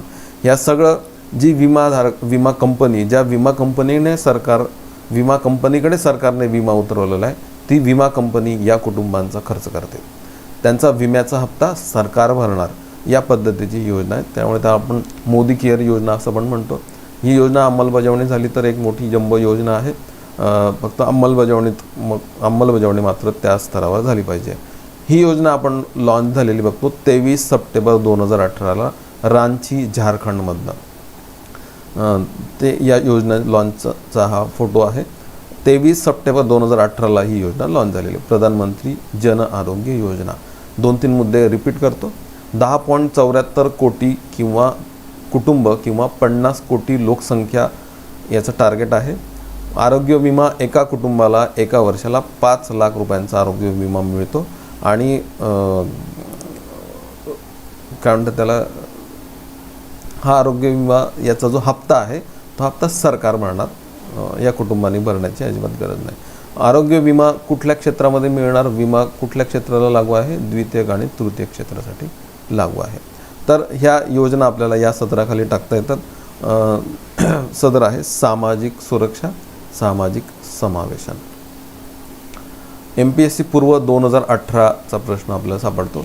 सामाजिक सुरक्षा या उद्देशाने पुढीलपैकी कोणते कार्यक्रम सुरू करण्यात आले. तर एक लक्षात घ्या, विमा योजना, पेन्शन योजना, आरोग्य विमा योजना आणि सामाजिक सहाय्य कार्यक्रम या सगळ्या या सदराखाली येतात. तर आम आदमी विमा योजना किंवा राष्ट्रीय स्वास्थ्य विमा योजना या दोन योजना तर याच्यात 100% येणार. आम आदमी विमा योजना सुरू आहे. राष्ट्रीय स्वास्थ्य विमा योजनाऐवजी आपण आता प्रधानमंत्री जन आरोग्य योजना सुरू केलेली आहे. तर अ ब बरोबर आहे. क राष्ट्रीय सामाजिक सहाय्य कार्यक्रम. आपण आत्ता जे 4 गटांसाठी जी योजना बघितली ज्याच्या 5 उपयोजना आहेत ती योजना म्हणजे राष्ट्रीय सामाजिक सहाय्य कार्यक्रम, ती पण या सदराखाली बसते. वरील सर्व बरोबर आहे. चौथा पर्याय आपल्याला निवडायला.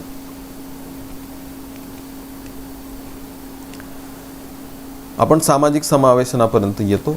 पुढचा मुद्दा सुरू होतो मग पर्यावरणीय समावेशन, एन्व्हायरमेंटल इन्क्लुजन. हे सगळं करत असताना पर्यावरणाला विसरून चालणार नाही आहे, त्यामुळे तोच महत्त्वाचा मुद्दा खरं तर पर्यावरणीय समावेशन. मग त्यासाठी आपण जो शब्द वापरतो आहे शाश्वत विकास, हे वेगळ्या शाश्वत विकास या हेडिंगखाली खरी तर चर्चा करता येते. एक 2-3 शब्द आपल्याला शोधता येतात, ते शब्दच आपल्याला इथे आता नेमकी ओळख करून घ्यायची आहे. तर शाश्वत विकासाबद्दल चर्चा करूया. शाश्वत विकास हा मी सांगितल्याप्रमाणे वेगळ्या सदराखाली शिकता येईल, पण या सदराखाली एक 2-3 योजना आपल्याला एखादी योजना जशी घेता येईल की national action plan for climate change असं 2008मध्ये केंद्र सरकारने एक 8 प्रकारची अभियानं सुरू केली होती शाश्वत विकासाच्या उद्दिष्टाने. काही नावं सांगतो, फक्त नावं ऐका. National solar mission, national mission for enhanced energy efficiency, national mission on sustainable habitat, national water mission, national mission for sustaining Himalayan ecosystem, national mission for green India, national mission for sustainable agriculture, national mission on strategic knowledge for climate change. अशी एक 8 प्रकारची अभियानं सुरू केली होती. ही शाश्वत विकास या सदराखाली बघता येतात. इथे एक योजना उचलूया आपण, चला. National mission for sustainable agriculture आणि सामाजिक समावेशन या सदरानंतर आपण जे आत्ता बघितलं पर्यावरणीय समावेशन, तर ते करणारी ही अत्यंत महत्त्वाची योजना.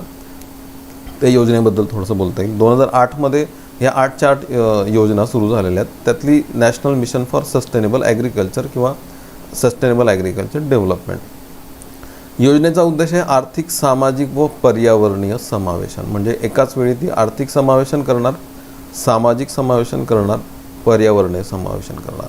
कशी करणार त्याचे घटक आपण चर्चा करू शकतो. पर्जन्याश्रयी क्षेत्राचा विकास, रेनफेड एरिया डेव्हलपमेंट. म्हणजे आपल्याला माहिती की पर्जन्याश्रयी प्रदेश जास्त आहे भारतामध्ये. कोकण वगळला की आपण जसं आपण पूर्वेकडे सरकतो सह्याद्रीच्या, तसं आपल्याला पर्जन्याश्रयी क्षेत्र सापडत जातं आणि तिथे नेमकी पावसाची कमतरता कमी. तर अशा क्षेत्राचा विकास करणे, पाणी कमी आहे म्हणून ऑन फार्म वॉटर मॅनेजमेंट करणे, शेतस्तरावर पाण्याचं नियोजन करणे, सॉईल हेल्थ मॅनेजमेंट म्हणजे मृदा चाचणी करणे आणि त्या आधारित खत व्यवस्थापन करणे. म्हणजे मग कुठले खत, उगाच कुठली पण खतं न टाकता मृदा चाचणी आधारित खत टाकणे, तिची सकसता किंवा सुपीकता वाढेल त्यासाठी प्रयत्न करणे. आणि हे सगळं करत असताना पर्यावरण बदल हा देखील विचारात घेणे. सस्टेनेबल ॲग्रिकल्चर टिकून राहील यासाठी विकास करणे. कारण काय होईल माहिती आहे का, आपण पहिली हरित क्रांती बघितली, दुसरी हरित क्रांतीच्या टप्प्यामध्ये आहोत, पण भविष्यात हे जर क्लायमेट चेंज असाच होत राहील ना तर हा रेनफेड एरिया आणि हे सगळं बघता एक पुढच्या 50 वर्षांमध्ये जसं तिकडे सगळी बेटं पाण्याखाली जाणार आहे तशी आपल्या इथली पाण्याची सगळी पातळी इतकी खोल जाणार आहे की किती खोल विहिरी खोदल्या तरी पाणीच लागणार नाही. आणि आपण बघतोय ना आता की दुष्काळाची जी फ्रिक्वेन्सी ती पण वाढते. म्हणजे खूपच जास्त पाऊस कधीतरी आणि अजिबात 2-2, 3-3 वर्ष पाऊस नाहीच. तर हे मग दुसरी हरित क्रांतीची स्वप्न आपण बघूच शकत नाही जर पाणीच नाही तर. आणि हे जर टिकून ठेवायचं असेल तर पर्यावरण टिकून ठेवायला पाहिजे. त्यामुळे योजनेचा उद्देश पर्यावरण टिकून राहिलं तर आपण पाहिलेली आर्थिक विकासाची स्वप्न, सामाजिक विकासाची स्वप्न आपण ती खरी उतरतील. म्हणून योजनेचा उद्देश आर्थिक समावेशन, सामाजिक समावेशन आणि पर्यावरणीय समावेशन. कारण पर्यावरण मग महत्त्वाचं ठरतं. तेच मला पुढच्या लेक्चरमध्ये सांगायचं की पर्यावरणीय समावेशन हे कसं महत्त्वाचं आहे ते. मेन्स पेपर प्रश्न सापडतो 2016. शाश्वत शेती म्हणजे सस्टेनेबल ॲग्रिकल्चरची मुख्य उद्दिष्ट कोणती? तर ॲग्रिकल्चरचं सस्टेन ठेवायचं असेल तर काय केलं पाहिजे? पर्यावरणीय संतुलन राखणे, सामाजिक आर्थिक समता साध्य करणे म्हणजे सामाजिक समावेशन, आर्थिक लाभ मिळवणे म्हणजे आर्थिक समावेशन. म्हणजे सगळंच येणार त्याच्यामध्ये, सर्व बरोबर आहे. चौथा ऑप्शन आपल्याला परफेक्ट सापडतो, त्याच्यामध्ये तो बसतो. पर्यावरणीय समावेशन सांगताना शेवटी सांगता येतं आपल्याला ते वैश्विक समावेशन, युनिव्हर्सल इन्क्लुजन, आणि हा या समावेशनातला शेवटचा प्रकार. वैश्विक समावेशन म्हणजे सगळ्यांचंच समावेशन करणे. ते समजून सांगताना 2-3 स्लाईड मला सांगता येतील. आणि एक कन्सेप्ट सांगता येईल, युनिव्हर्सल बेसिक इन्कम, UBI नावाची कन्सेप्ट आहे. ती कन्सेप्ट काय आहे ती सांगण्याचा प्रयत्न करतो. इथे एक चित्र इमॅजिन केलं आहे, ठीक आहे. ते चित्र समजून सांगण्याचा प्रयत्न करतो. वर भारत सरकार आहे आणि भारत सरकारकडनं अशा सबसिडीज येत आहेत वेगवेगळ्या, ठीक आहे. आपल्याला दिसते सर्व शिक्षा अभियानासाठीची सबसिडी, फूड सबसिडी, किंवा प्रधानमंत्री आवास योजनेची घरांसाठीची सबसिडी, नरेगासाठीची सबसिडी, LPG साठीची सबसिडी. आता इथे दिसतं आपल्याला की सरजू नावाचा एक व्यक्ती, भिकारी अक्षरशः. तर असं दिसतं आपल्याला की ही गाळणी आहे आणि वरचं जे गाळणीचं छिद्र आहे तर ते मोठं आहे आणि ते मोठं असलं पाहिजे त्याच्यासाठी, जेणेकरून त्या सगळ्या सबसिडीचा लाभ त्याला मिळेल. महत्त्वाची फूड सबसिडी त्याला मिळेल. त्याच्यानंतर राम आहे, तो थोडंसं बरी परिस्थिती आहे, त्याला अगदी खायलाच नाही असं काही परिस्थिती नाही आहे, पण त्याला इतर सबसिडीजची गरज आहे. विमला आहे, जी बचत गटातली एक महिला आहे, तिला नरेगा योजनेची गरज नाही, नरेगा योजनेच्या लाभाची गरज नाही, तिला इतर सबसिडींची गरज आहे. आणि शंकर आहे, त्याला स्वतःचं घर आहे त्याच्याकडे, त्यामुळे त्याला आवास योजनेच्या कुठल्या सबसिडीची गरज नाही, त्याला मग LPG सर्व शिक्षा अभियानासारख्याच्या सबसिडीची गरज आहे. या सबसिडीज वरनं येतात आणि या लाभार्थ्यांना मिळतात. अर्थात महत्त्वाचं सांगतो, असं मिळत असेल असं तिथे वाटतं वर दिल्लीमध्ये. त्यांना असं वाटतं की असं सबसिडी जात असतील आणि ज्याला त्याला ते मिळत असेल. ते जेवढं जिथं दाखवलं आहे ते तेवढंच ते खोटं आहे. रादर हे इथे सर्वच खोटं लाभार्थी असतात आणि ज्या योजनेचा लाभ ज्या गटाला झाला पाहिजे त्या गटाला तो लाभ मुळीच होत नाही. त्यामुळे काय झालं आहे माहिती का, परंपरेने किंवा आपण जसजसं समाजवादी अर्थव्यवस्थेतनं बाहेर येतो तसतसं आपल्याला ते जाणवतं की याच्यातनं बाहेर पण येता येत नाही आहे आणि या सबसिडीजमध्ये प्रचंड गळती पण झालेली आहे. मग याच्यातनं बाहेर कसं येता येईल, तर आत्ता आपण एक योजना बघितली डायरेक्ट बेनिफिट ट्रान्सफर, पण त्याच्यात पण प्रॉब्लेम्स आहेत. अजून हेच ठरवता येत नाही की दारिद्र्य गरीब कोण. तर मग याच्यातनं बाहेर येण्यासाठी एक उत्तम संकल्पना आहे, ती आहे युनिव्हर्सल बेसिक इन्कम, वैश्विक मूलभूत उत्पन्न. ती काय कन्सेप्ट आहे ते सांगण्याचा प्रयत्न करतो. ही कन्सेप्ट अशी सांगतं, किंवा बर्धन असतील किंवा इतर परकीय तज्ज्ञ असतील, ते असं म्हणतात की सरकारने काय करायचं, सगळ्यांना एक फिक्स इन्कम द्यायचं. सगळ्यांना UBI म्हणजे सरजू, राम, विमला, शंकर, अगदी अंबानीपर्यंत सर्वांना एक फिक्स्ड उत्पन्न द्यायचं, सरकारने द्यायचं. याला म्हणायचं universal basic income. Basic income द्यायचं सगळ्यांना. आपण असं म्हणू की 15,000 रुपये महिना द्यायचं सगळ्यांना पगार सरकारने, थेट खात्यात वर्ग करायचा. युनिव्हर्सल म्हणजे सगळ्यांना, त्याच्यात कोणाला वगळायचं नाही, सगळ्यांना द्यायचं. मग याने काय फायदे होतील, काय तोटे होतील, त्याची चर्चा मग आर्थिक पाहणी अहवालात अर्थातच केलेली आहे. 2-3 मुद्दे आपल्याला फास्ट सांगता येतील. फायदा काय होईल माहिती आहे की यांना, या सर्वांना जो लाभ मिळेल युनिव्हर्सल बेसिक इन्कमचा, तर ते त्यांची प्रायोरिटी ठरवू शकतात. उदाहरणार्थ शंकरला असं वाटेल की हे मिळणारं उत्पन्न माझ्या मुलांच्या शिक्षणासाठी खर्च करायचं, अन्न फूड सबसिडीवर तो खर्च करण्याची गरज नाही. किंवा सरजूला असं वाटेल की सध्या माझी निकड ही फूड आहे, मी त्याच्यावर आधी खर्च करतो. तर युनिव्हर्सल बेसिक इन्कममध्ये काय होतं की प्रत्येकाला स्वातंत्र्य मिळतं खर्च करण्याचं. गळती होण्याचा प्रश्नच उद्भवत नाही की सगळ्यांना थेट खात्यावर पैसे मिळणार. पण फायदे 2-4च आहेत. टीकाच खूप त्याच्यावर आहे. टीका कशी करता येते, पहिलं तर काम न करता मिळालेलं उत्पन्न आहे, त्यामुळे काम आणि उत्पन्न याच्यामध्ये फारकत निर्माण होऊ शकते. खरं तर जास्त उत्पन्न असणाऱ्यांना बेसिक इन्कमची गरजच नाही, त्यांना ते विनाकारण मिळणार. आपल्याकडे पुरुषप्रधान संस्कृती आहे, मग महिलांचं उत्पन्न, मिळणारं उत्पन्न पण पुरुषच खर्च करतील.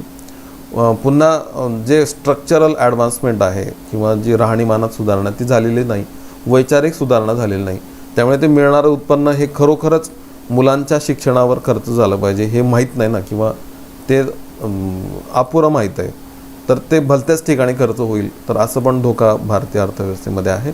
त्यामुळे ते पूर्णपणे लागू करणं पण आत्ता ह्या स्टेजला चुकीचं ठरू शकतं, पण त्याचा विचार होऊ शकतो आणि आपण त्या ज्या सदरात टाकतो ते सदर आहे वैश्विक समावेशन. या प्रिन्सिपल्सचा आपण थोडासा वापर करायला सुरुवात केलेली आहे आणि जसं रैथू बंधू योजना आहे तेलंगणमध्ये, तिथे थोड्या प्रमाणात याचं ॲप्लिकेशन आपण बघतो.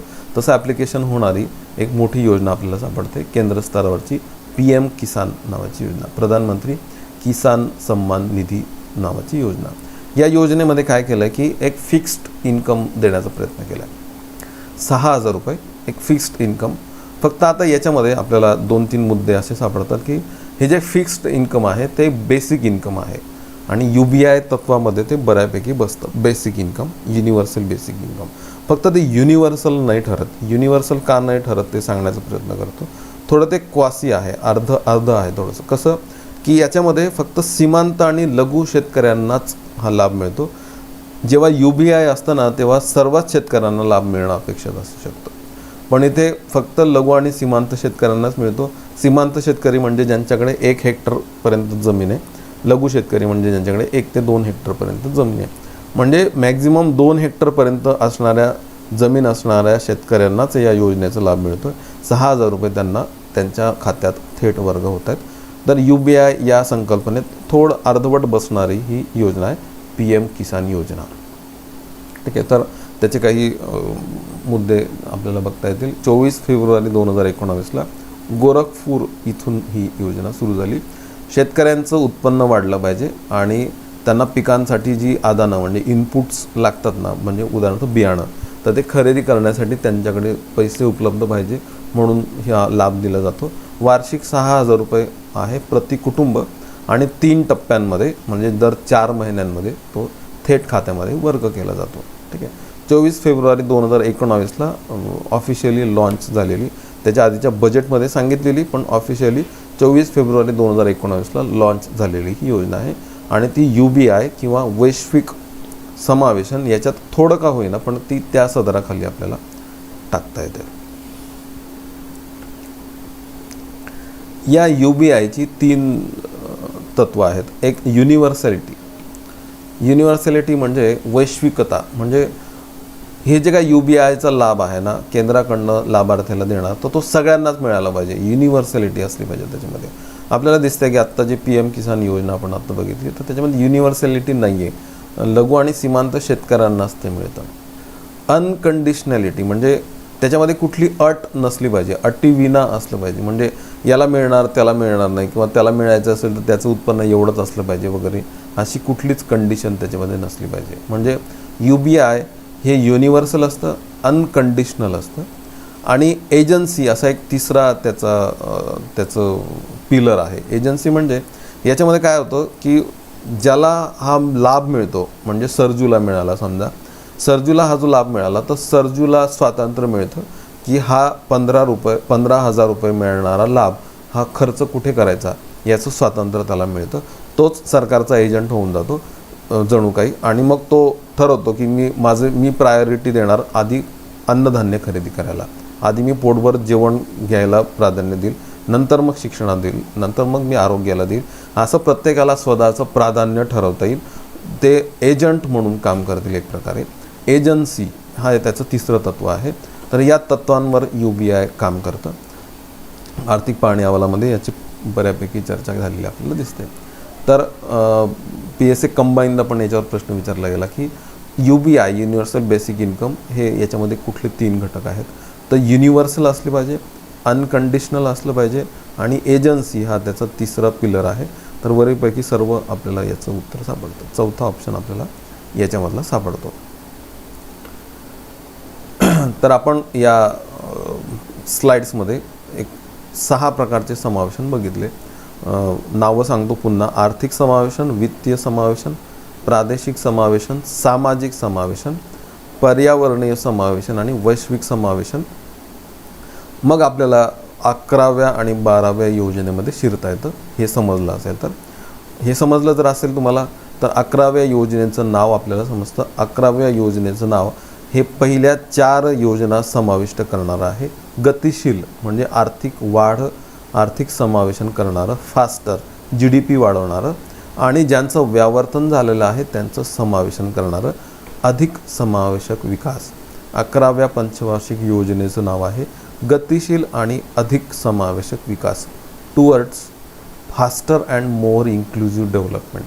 म्हणजे हा सिलेबसच आहे आपला 11व्या योजनेचा नाव हाच आपला खरा सिलेबस आहे. अधिक समावेशक विकास, इन्क्लुझिव्ह डेव्हलपमेंट. हा अधिक झाला पाहिजे खरं तर, हे ध्यानात यायला लागलं. आणि पर्यावरणाचं समावेशन राहतं आहे हे पण ध्यानात यायला लागलं. त्यामुळे 12व्या योजनेमध्ये आपण इथपर्यंत आलो.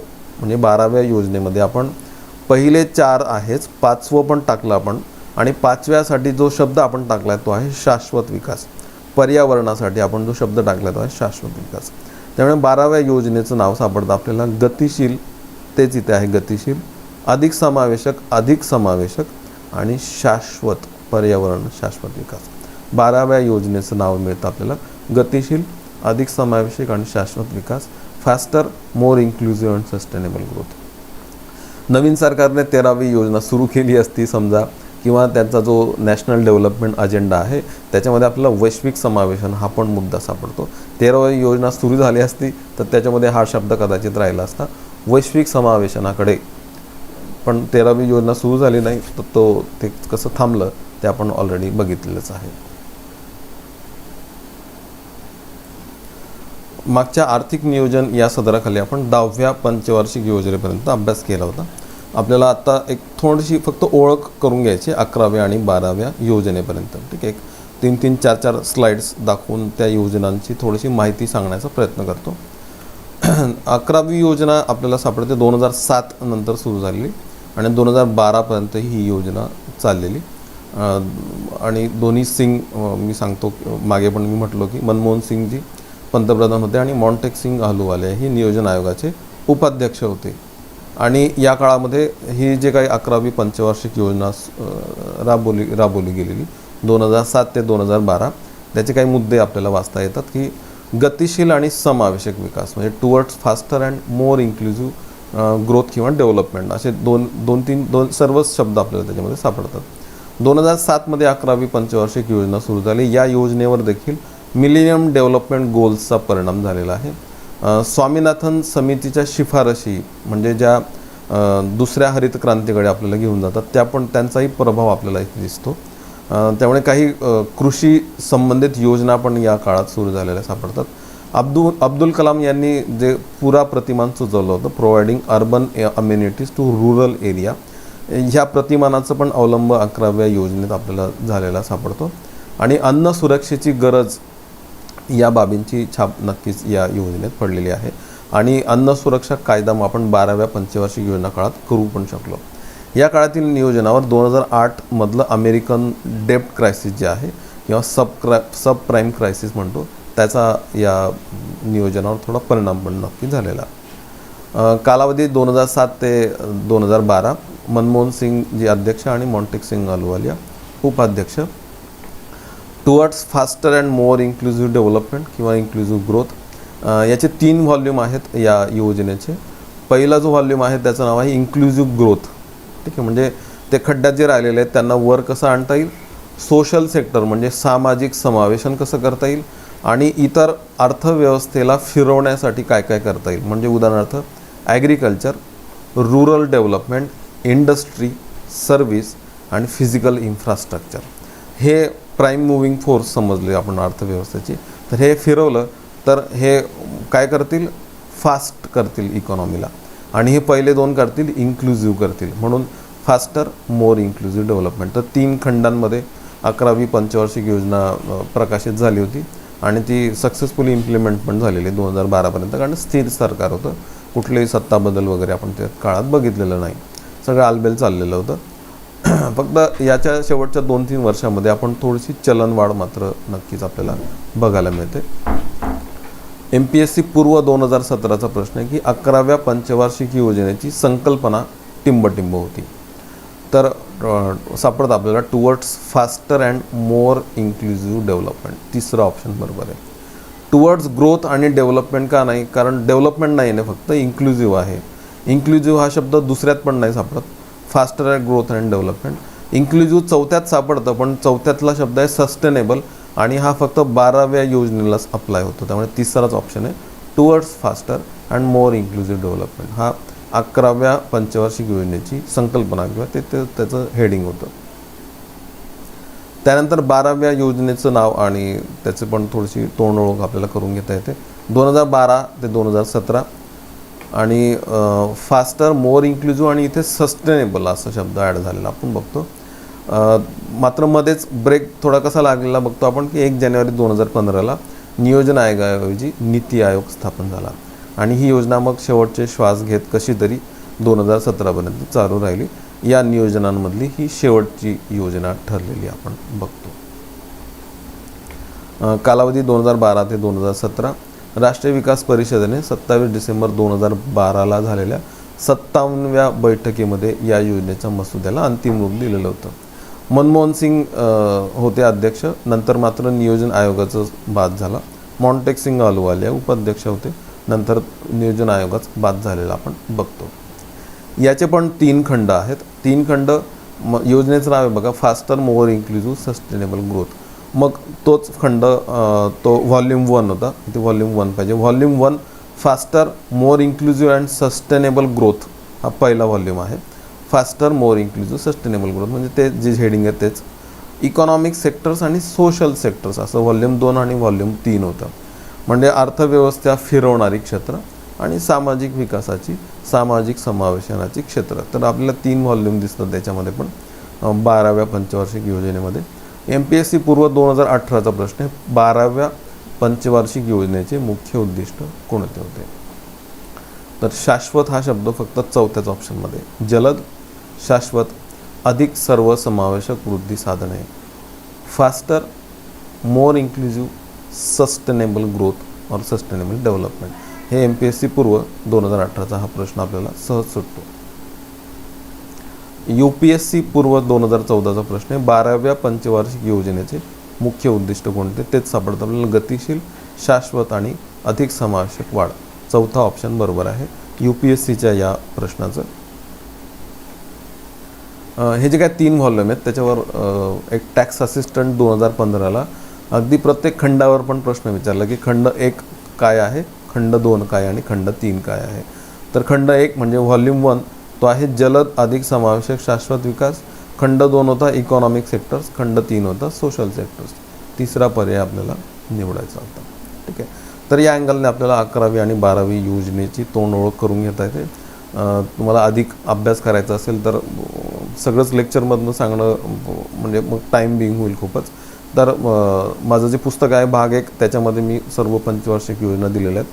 त्यातल्या 11वी आणि 12वी योजना आर्थिक नियोजन याच सदराखाली 1ली ते 12वी योजना दिलेलीच आहे. 11वी आणि 12वी योजना वाचताना माझं हे लेक्चर किंवा मी हे जे संकल्पना तुम्हाला सांगण्याचा प्रयत्न केला, समावेशक विकास, ही संकल्पना जर समोर ठेवली तर आपल्याला अगदी सहज ती योजना समजते, लक्षात राहते आणि सहजपणे प्रश्न पण सुटतात.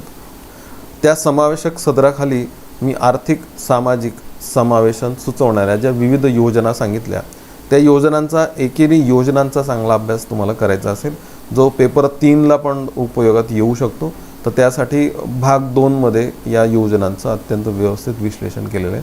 त्यातल्या प्रकरण 4थ्या प्रकरणाचं नावच मुळात समावेशक विकास असं आहे. Inclusive development. आणि या इन्क्लुझिव्ह डेव्हलपमेंटमध्ये या 6 प्रकारांचं ॲनालिसिस करून त्या संबंधित विविध योजनांचं विश्लेषण करण्याचा प्रयत्न केला आहे. पूर्वच नाही तर मुख्य परीक्षांसाठी सुद्धा अत्यंत महत्त्वाचं प्रकरण हे ठरतं.